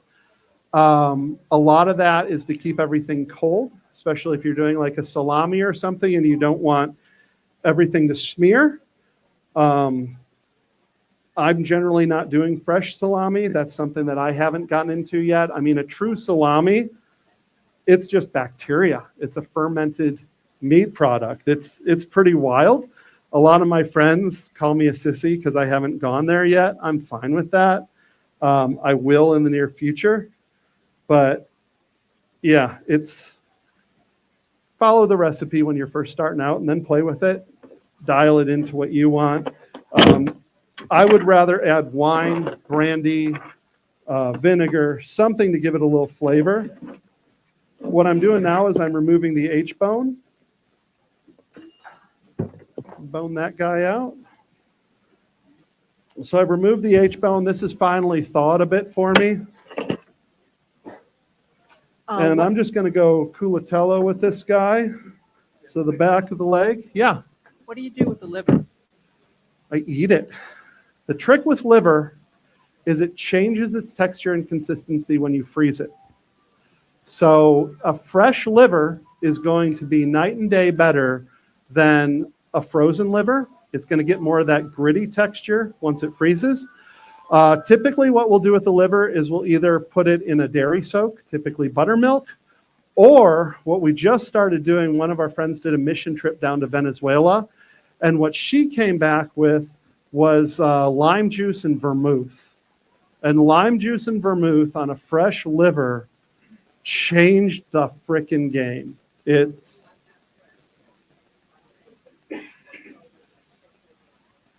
Yep. Are you throwing some Calvados or something in with that? No? What are you doing for your pate? Well, you got to kill your own pig and grind it yourself. I can help you with that. Oh, the liver. Yeah, the liver for the pates. Fantastic. Okay, so I'm in a fly-heavy environment. I'm not going to break this down. This front knuckle is still kind of frozen, so we're just going to sausage this out. But the back end of our leg, I removed that H-bone. You'll see here's the femur here. If I was going to cure, I could cure this whole thing as it was. I would want to get this nice, clean face to it if I did that, because any gouges or anything that's left behind is going to end up getting mold through during the curing process. I'm actually a little worried just based on the number of flies that are out here and how long this has been exposed. But for a culatello ham, I'm just going to follow this backbone. And I'm going to come right out along the femur. Culatello, I believe, was popularized in the Po River Valley, where the humidity was too much, that a full prosciutto would generally spoil. But we want as smooth, I mean, this is that. We want to smooth out any rough cuts.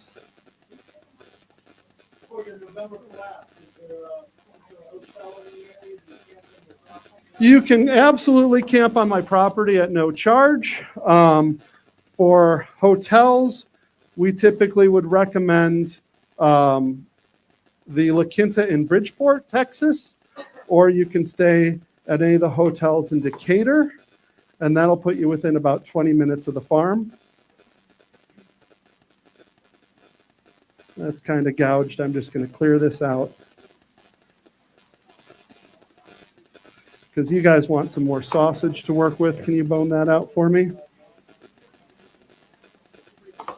And then I'll cure this. We'll grind this. So we'll bone that out. Can you bag this and weigh it? I'm just going to end up going through and boning the rest of this ham out. There's so many things you can do with a ham. It's just we're dealing with outdoors, frozen meat, flies, all those things. With the ham, that right there. I like cured. Again, if the world's going to hell in a handbasket, I want locally sourced clean wine, and I want prosciutto on my front porch watching the sun go down. And when you're making your own prosciutto, and one of the main things you want when you're making your own prosciutto is controlled conditions. And I'm still dealing with the frozen ham here. But the more you can control it, the better the quality is going to be. If you have an area that's prone to mold, you can take advantage of that. You can use a back to firm product called Mold 600. It's a white penicillin. And if mold's going to grow, it might as well be something that's going to prevent the bad molds and bacteria from taking root. So you can either dip your meat in that when it comes off a cure, or you can put in a spray bottle. My recommendation, if you're using one type of spray bottle for vinegar, don't put Mold 600 in the same type of spray bottle and label it Mold 600, because what I find is people don't read labels. And then when they go to sterilize your cutting boards with the vinegar, and it's actually Mold 600, you get fluffy cutting boards. And then you're throwing away a bunch of cutting boards and getting new ones. I might. We'll write a book someday. We've seen it all, done it all. I'm going to make someone's dog really happy because this thing's still frozen. That femur is like the ultimate in soup bones. Please don't waste that, whoever's getting that. All right, we'll chunk this up. We're going to make some sausage. And then we're going to get everything cured. So you've weighed all the curing cuts, and you have that supercomputer on you, and you thought you were getting away from math class for the weekend. Throw those gloves out put a new pair of gloves on, maybe go wash your hands, get a water break. I'm not a slave driver here. We're finishing this pig up. Bobby, how you doing? Yeah. I am fine. Fine. I am fine. Well, you ready to have a sausage party? Well, you know, Yeah. watching another man handle his meat. Here we go, buddy. See, that's that kind of talk happens in the butcher shop. All right. Well, we're about done. How are you doing down there? You feeling good? Feeling good? Got a small dice for me? We're going to start grinding the meat. Need any of this water yet, Bob? There's one open for me. Just throw the cap away. I'm going to chug it. And then, what time is it? Trying to, 3:05. We're going to be going for 2 hours? Yeah, you've been doing Man, well. I've got like this awesome crew of minions that if I sent you home with some bacon, would you be willing to cure that at home and send me photos of your results? Oh, what a swell guy. That's what I love though, is my students send me photos of their successes at home. And that's part of the reason why we built what we did, was we wanted to help other people be able to feed their families and take more control of their own food supply and do it their way. Do you need any permission from the government? Very good question. Are you a free man? All right, so here's the thing. First off, you could go the Mark Baker route. Baker's Green Acres versus Michigan. He had a big lawsuit. He's a friend of mine and one of my mentors. And there's no law. Meat's not a controlled product. It's not crack cocaine. There's no law saying that it's illegal to have meat. There's no law saying that it's illegal to process meat. It only becomes illegal when you start trading money for the meat. Funny how something is completely fine to have until you start trading money for it, and then it becomes dangerous. And Mark took the state to task on that because they were outlawing pastured pork. And he got them to say, hey, is the Constitution the law of the land or not? Well, you can't take a man's property without due process of law. And there's no law saying that you can't raise pastured pigs. There's no law saying that you can't process your own pigs or beef or whatever. As a matter of fact, when the USDA started writing their food safety laws, they cut out a specific exemption. And I had this in my beef processing class last year. Could we find a way to chill this? Maybe it's putting it in there. I'm going to go on my soapbox for a few minutes. And they specifically wrote it into the law from the USDA standpoint, followed by each state mirroring that law because of supremacy, that you are allowed to process your own animal to feed your family, help a friend. You can even process it for your employees and coworkers. Okay? Now, the stipulation there is you can't exchange money for that processing. Pete Kennedy, the attorney, pushed it even further when he was writing an article for, I believe it was Wise Traditions magazine for Weston A. Price Foundation, that you can do it as part of an educational workshop. Because think about it, if we're not training the next generation of butchers, how are we going to get the next generation of butchers? Because there's only a few universities with full meat science programs. And not everybody that's going to cut meat is willing to spend 120 grand to go learn how to cut meat to get a $15 an hour job. Okay? Thank you guys. So you can process it for your friends, you can process it for your family, your employees, you can do it as part of an educational workshop. Because they knew that my great-grandfather and his buddies would have literally gotten the rifles and the pitchforks out if you told them you absolutely can't process your own food. You have to pay somebody that's inspected by the government to do it. Now, generations have come a long way, sadly, and people accept infringements on their rights, but you absolutely can do that, both state laws and federal laws. Where the issue becomes sticky is if someday I'm 95 years old, hopefully, God willing, and I want somebody to process my meat for me, and my kids have gone, and the only person that is willing to do it is like, well, you can pay the processor, or I'll do it for you, but I need a little bit of money. As of right now, that moment money changes hands is where the government can step in and say, that's bad. Transactions between free parties is wrong. There is a law in the works. It's a bipartisan law. I believe it's the Local Food Act. And I think it stands a pretty good chance of going through, where they're looking to make on-farm slaughter legal if done by an agent of the owner of the animal. So let's say you go to a farm and you buy a pig, and the farmer says, it's okay to have that pig processed here. And you say, well, I can't do it. Farmer says, fine, I've got a guy, he'll charge you X $100. If the Local Food Act goes through, that's going to be completely legal under the law. With that said, private transactions with uncontrolled products, you do your own thing.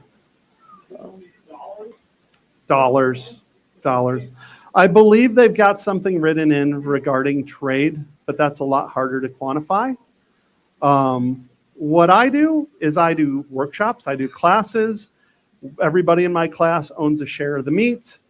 And during that class, you're going to learn how to do it. You're going to have hands-on. So our program is Be the Butcher.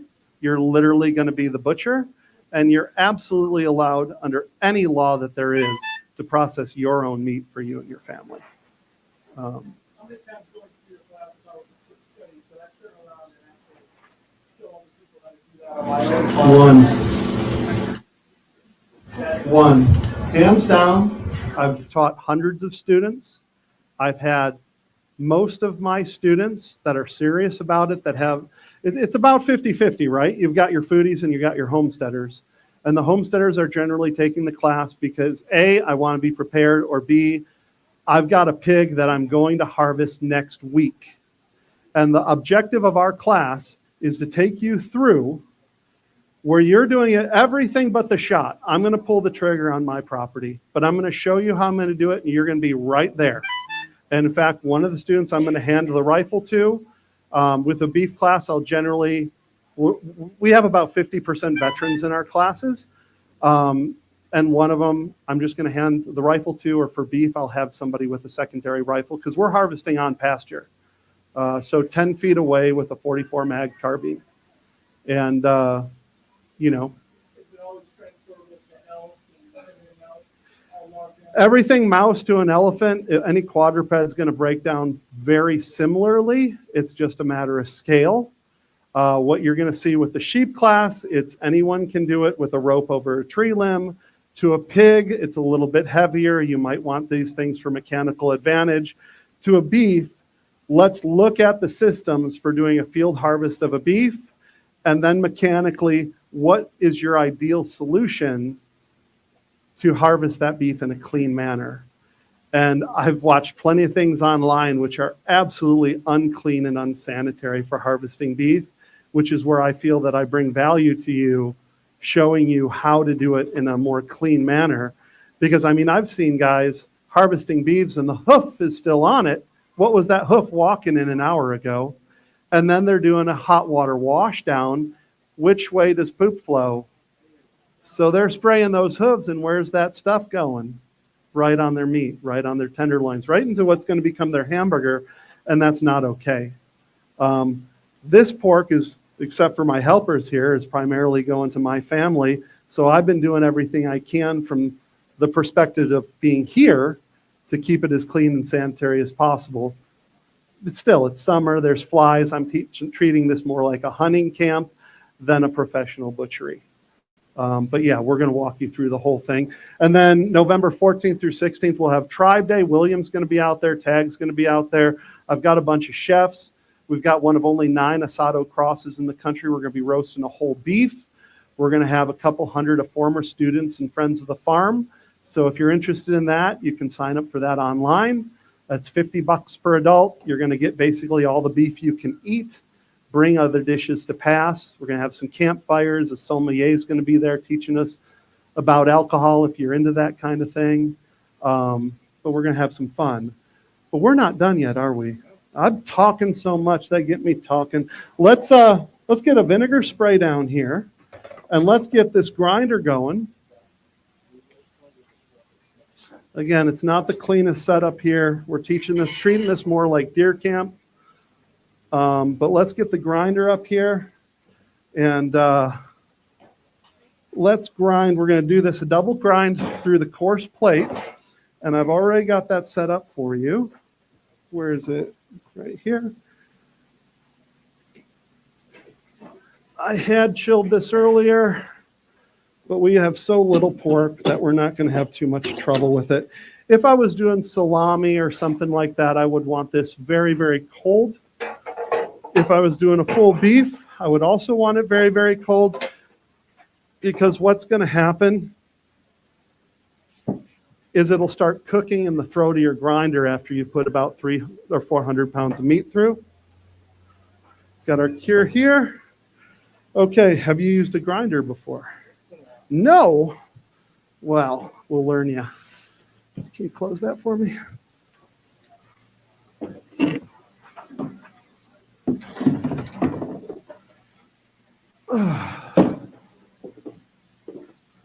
All right. Let's get those scales out of the way. Pretty easy tool. This is a Lem 1.5 horse. I love it. You can put a beef through in like 20 minutes. Basically, don't shove your fingers down there. If it fits, it ships. You can do a little of this action. We're going to put everything through once. We're going to dump this into here, and then we're going to do it a second time. All right? Carry on. So they're going to do that, and then we're going to be making a little bit of sausage with this. We're going to weigh out about 5 pounds of chorizo. We're going to make that. And then we're also going to cure our guanciale, our ham, and our bacon. I'm just going to start moving this stuff out of the way. And I'll show you how easy it is to make bacon, because, guys, this stuff isn't hard.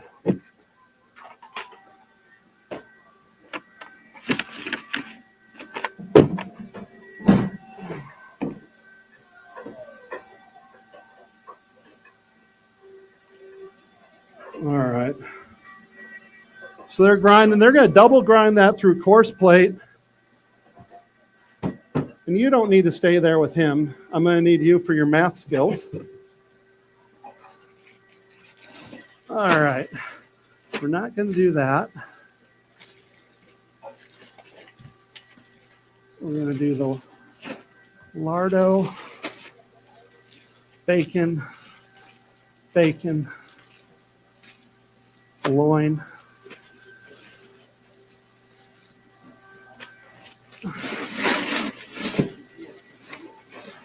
Freaking love it. Awesome.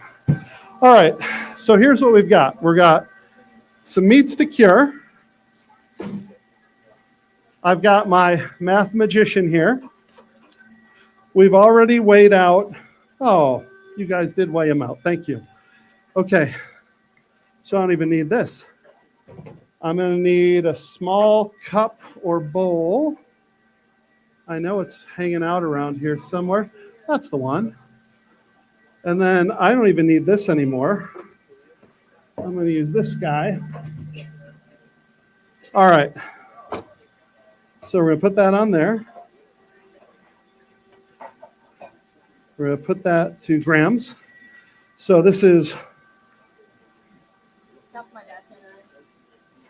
that's your dad's handwriting? Yep. Okay, so let's call that 1,000. Is that 6? Is that an O? Yeah. Okay. Yeah. And this was all in kilograms, correct? Or were you doing pounds? Oh no, we wanted kilograms. Okay, we're going to redo it. That's fine. All right, so that's 0.85. I'm going to need that Sharpie again. All right, so I'll take you through the process. So this is 850 grams. We're going to do everything in metric. Not that I'm a metric fan. So 850 grams, multiply that by 0.045. 38.25. All right, so we're going to put that in there.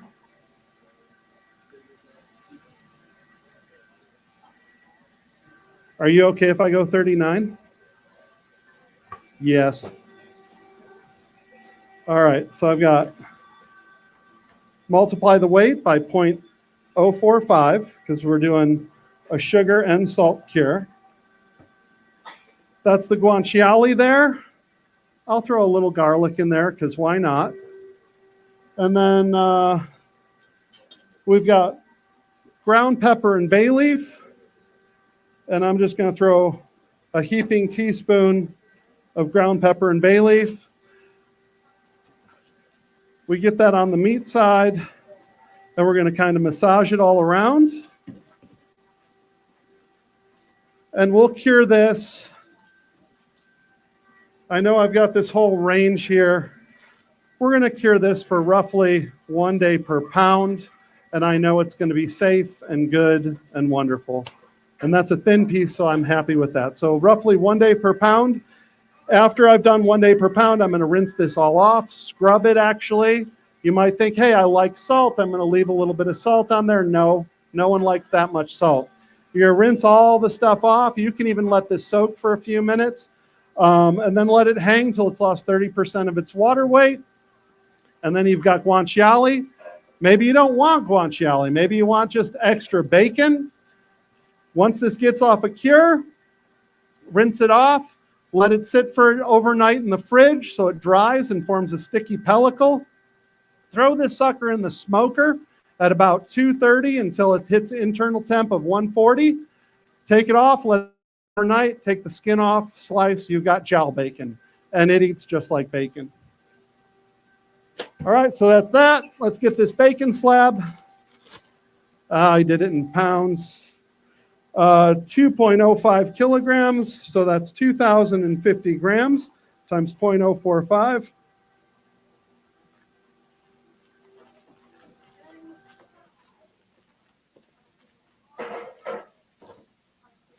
$2,050. So 0.045 times 2,050. All right, so now we're going to do 93 grams.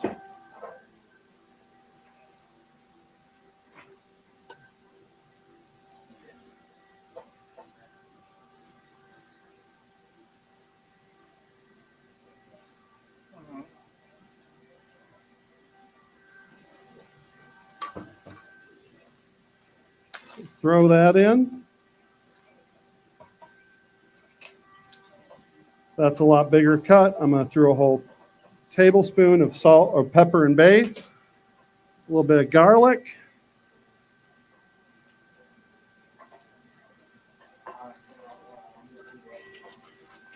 Same thing as that jowl bacon. If I want pancetta, after it's cured, I'll roll it or even lay it flat, hang it till it loses 30% of its water weight.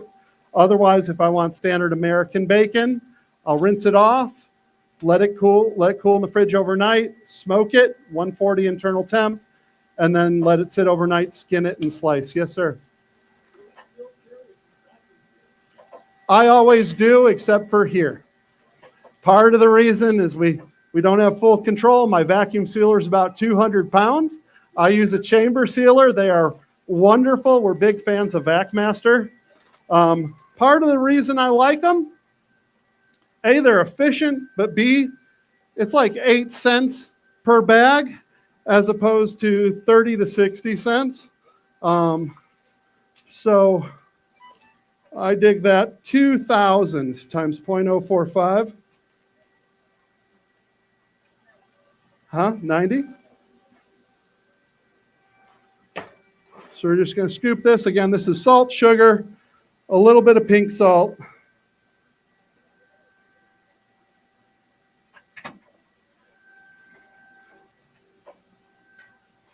We're a little over, it's fine. Dump that in there. I'm over within 2 grams, so, but yeah, we're going to rinse it off, and we're monitoring the time on this, so I'll be taking this off in a few days, so it'll be fine. You don't want to go vastly over, but it's like 94 grams, and she called for, I think, what, 90? So we're fine. Just don't go under. If you go too far under, again, that 2.5% salt by weight is your minimum. And that's important. I've got another job for you. What? I'll tell you what. Let's get a weight on this first. 1,600.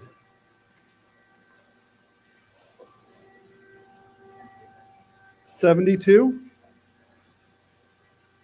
All right. I need you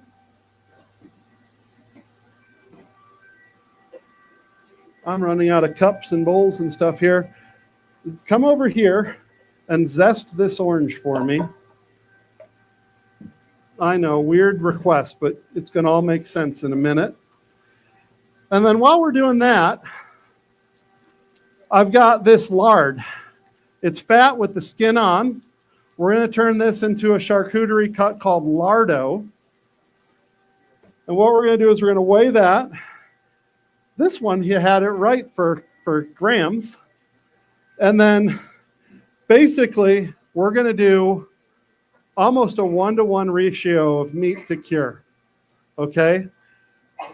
And then, instead of going off of this whole cure time, because this has different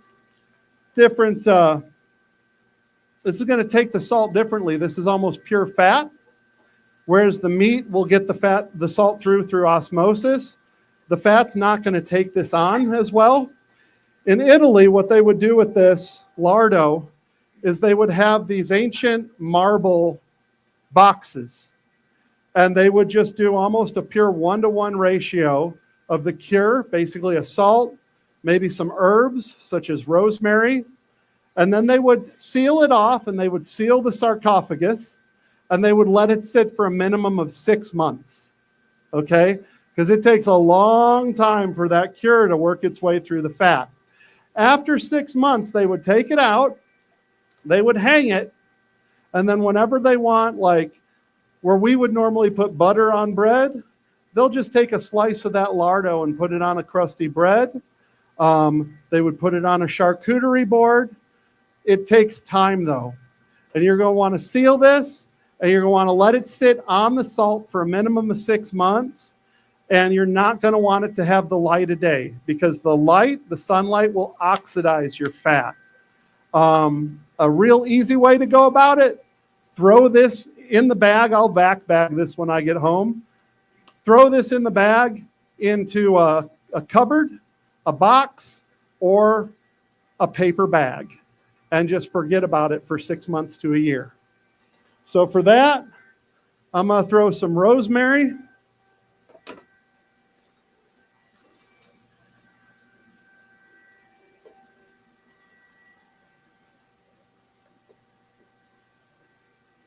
Whole lot of rosemary.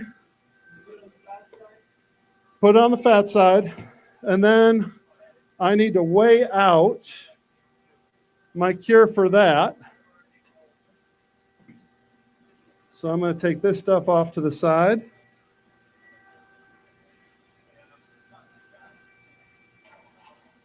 You're getting crazy with it here. Going to use a whole lot of cure for this.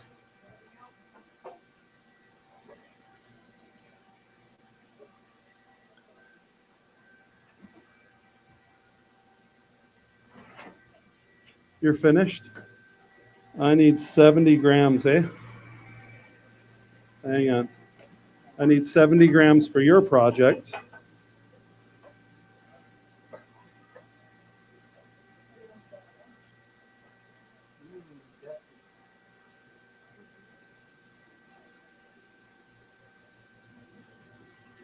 So you're going to need that for this.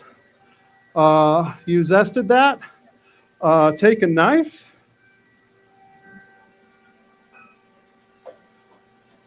I want all the orange juice. Just squeeze it. If seeds pop out and go in the bag, that's fine. Just put it all in there. All right, back to this. This is a bit messy. That's your cure right there. I'm going to just dump that in because I need this bowl.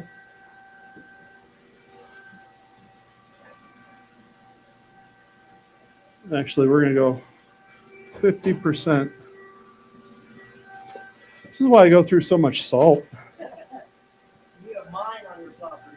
Right? I think I left Detroit, which was built on salt mines.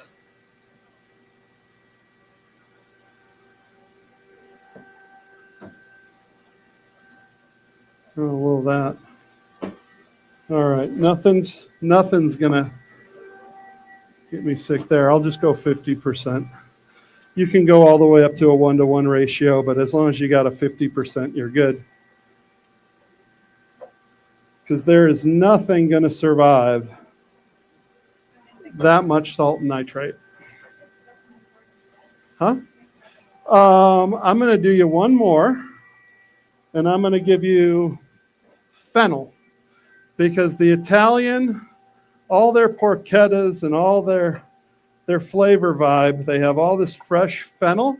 We don't have fennel flowers, but I'm going to give you about 5 teaspoons of fennel. Mix that all up, throw it in with that loin, or lonzo or lonzino as they would call it. That lardo has so much salt and curin with it. I think we're safe. We'll put that away for 6 months. In fact, I don't even have to refrigerate this. With all that salt, all that cure, just let that go. But I'm going to throw it in here just for ease of use. We there yet? Come on, man. All right. Do we like garlic in our chorizo? Like garlicky garlic? You're okay with that? Like that much garlic for 5 pounds of meat? You're okay with that? No one's going to be crying. Oh, is that it? Okay, stop what you're doing. Stop what you're doing. Turn it off. Here we go. All right, you're starting to smear a bit. You see this? What's going on is you've got some connective tissue wrapped around your knife. And this is something to look out for. When it starts smearing really nasty, you pull that off. And you got all this connective stuff. And what happens is, once that starts getting wrapped around your knife and wrapping around your plate, everything gets pushed through and just smears. Now I'm going to take this and rinse it real quick. Actually, Bobby, could you just rinse this and make whatever dog stops by the water really happy? We'll be fine. All right. Yeah, that's good. Okay. I'm going to get that garlic just chunked up a little bit better. And one of my favorite ways to do it is there's less than 5 pounds of meat here, right? One of my favorite. Yeah, throw that in there. There it is. We'll just put that in there. There's your bam moment right there, right? All right. So we got that in. We're going to move this over here because I don't want all of this. There's about 20 pounds of ground here. I don't want all of that to get garlic. But we'll make 5 pounds of chorizo. I think people will get a good taste out of that for the dinner tonight. So you put up with me, listen to me gab all day. You there yet? All right.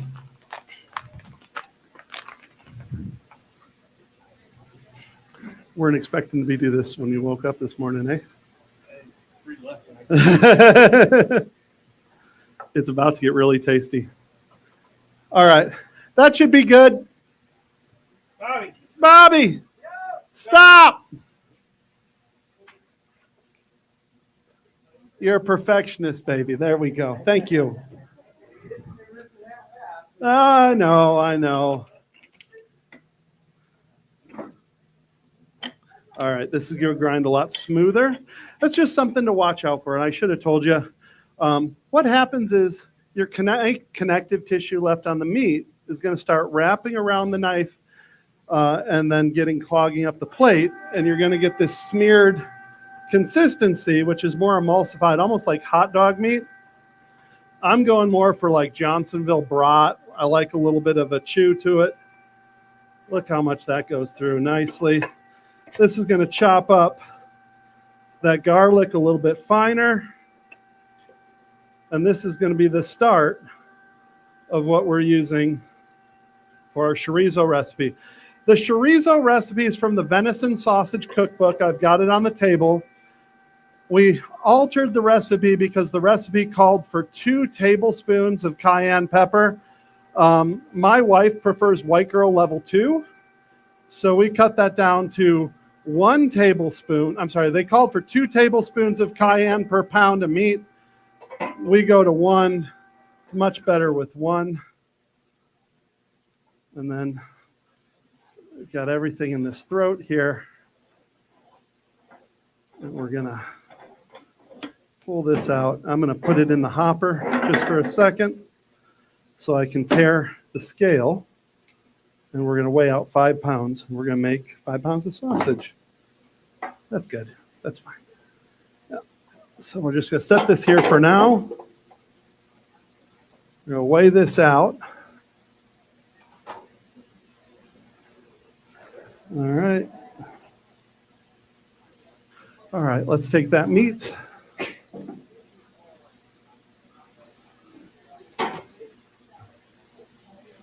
Shoot. 5 pounds of sausage right there. It's a little bit more, but I'll be fine with that. We're going to be fine. So, venison sausage cookbook. First thing we're going to add is chili powder. Boom. We cut that down to 1 tablespoon per pound of meat, so 5 tablespoons. The next thing we've got is apple cider vinegar. So there's our liquid. Then we've got salt, 1 teaspoon per pound of meat. Then we've got cumin, like 1/8 of a teaspoon per pound of meat. And then we've got oregano. It called for fresh. We weren't that prepared. We had dried. But I promise you. Huh?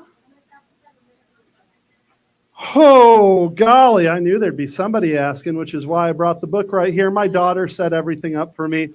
That is 2 tablespoons of apple cider vinegar per pound of meat. And I've got the book right here. If you want to come take photos of that, by all means do so. What time are we at now, guys? 3:39. Woo! My goal is to be fully done by 4. So I think we're there, guys. Yep, we've got the book there. That's what I recommend. This is what I'll do with this is just an easy morning breakfast taco recipe. I generally don't make a lot of pre-made sausages. I'll do this in the morning, or I'll do a simple sage breakfast sausage where I'll put about 2 teaspoons of sage, some salt, some black pepper, 1 shake of red pepper. And that gives me my Jimmy Dean kind of knockoff. For a real Jimmy Dean knockout, you're going to add a little garlic, a little bit of thyme. But that's the chorizo. Dude, come smell that. Come smell that. Last thing for us to do other than clean up, right?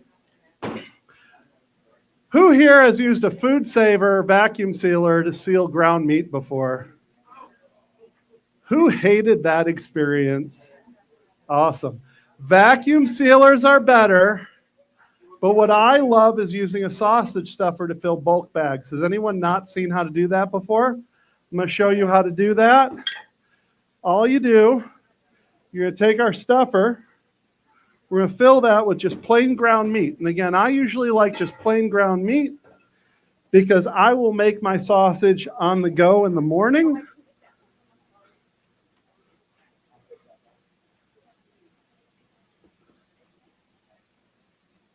I'm going to fill this sucker up. That's 10 pounds. Yep, got another 10 pounds there. I'm going to put this right here. Lube that with a little fat from the pig itself. Very nice. And then we've got our tape machines down here. And we've got our bulk bags down there. I've already written the month and year on each bag. The bottom's a pound, pound and a quarter, pound and a half, etc. Does that make sense to everybody? Cool. So now we're just going to twist this down till we get a little meat turd started. We'll get the salt off the table. We've got a lot of cleanup fun to do today. All right. So we get that going. Have you done this before? Come on down, girl. So I'll show you with one. So we're going to get this going. You're going to fill it up nice and tight, just above the safe handling. We'll actually go a little further, and then we're going to back off about a half a turn. Otherwise, it's going to keep pushing out. It's still pushing out a little bit. So I'm going to take my bulk bag. I know, I'm excited too. I'm going to push this down, pinch it down, twist it about 3 times.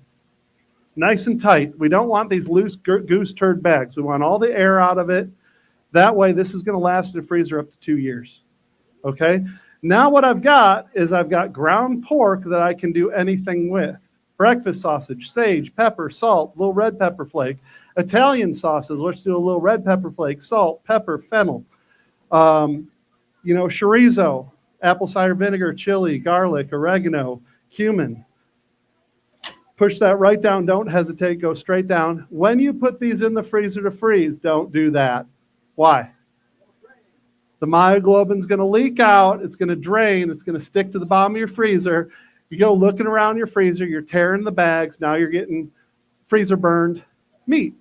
And freezer burned meat makes me sad because it means my dogs are getting fat and I'm getting skinny. So we're going to set that there for now. Look at that. It's already hitting the table. We'll put that over there. You guys have some fun with that. Show your friends. Let's get that all done. I'm going to get this on a cook and cleanup time. I think we're good. I need to cover that chorizo. Actually, I'm just going to throw it in here. And they're going to finish stuffing. That's going to be a few minutes. And that's the pig.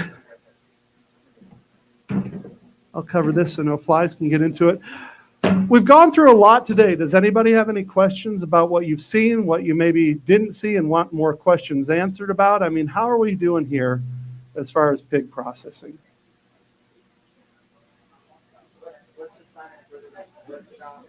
Go to crunchymamafarms.com, click on our classes, and basically it'll have you send a contact us form in.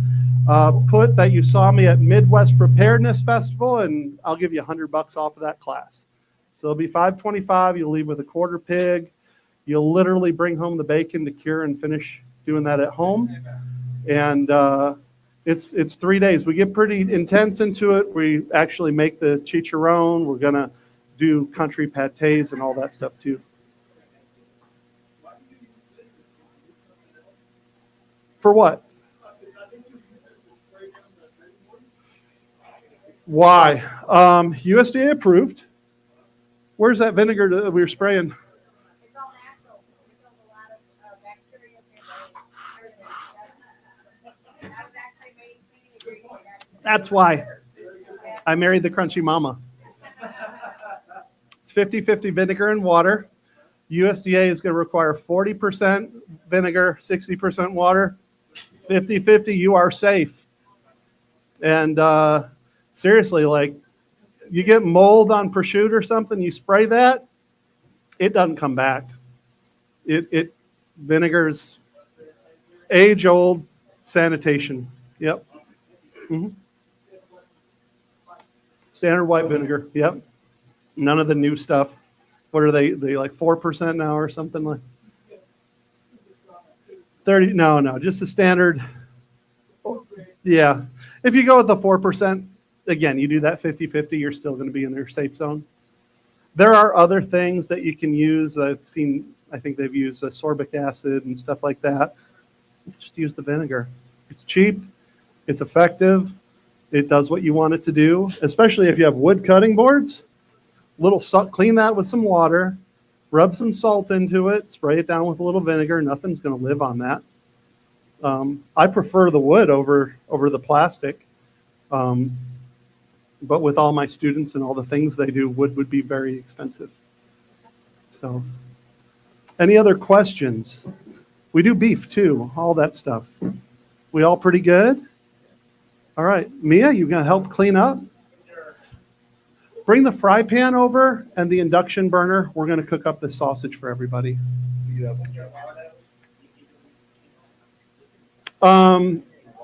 If you leave the skin on it, it makes it easier to hang from a string in your kitchen. So traditionally what they would do with that is after it comes off of cure, they're going to hang it. So you might have like a rack with all your pots and pans and stuff.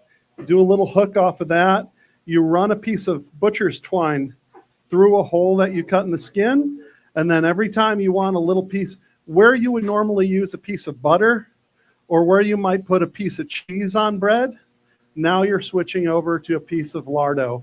And it's going to be slightly salty. You're going to have a little herbal flavor from the rosemary, but generally it's just a clean, somewhat porky fat source. It's fantastic. But yeah, that, and for any Big 8 charcuterie board, lardo is going to be a requirement. Any other questions? We good? Hey guys, thank you for coming.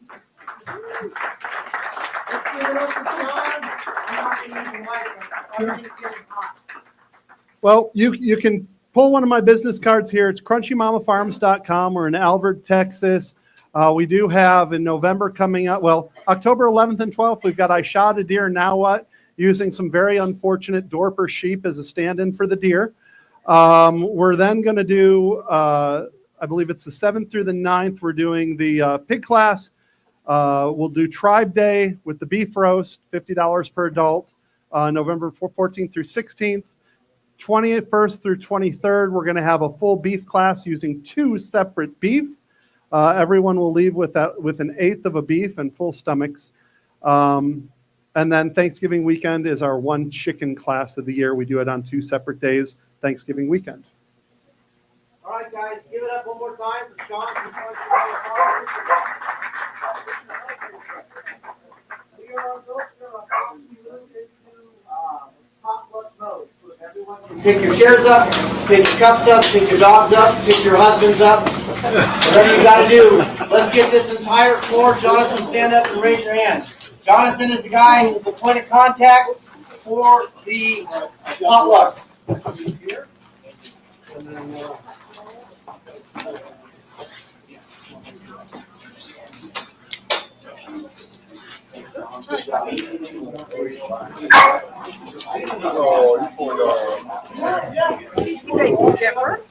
take care of the knives, and then really it's like the tables and everything.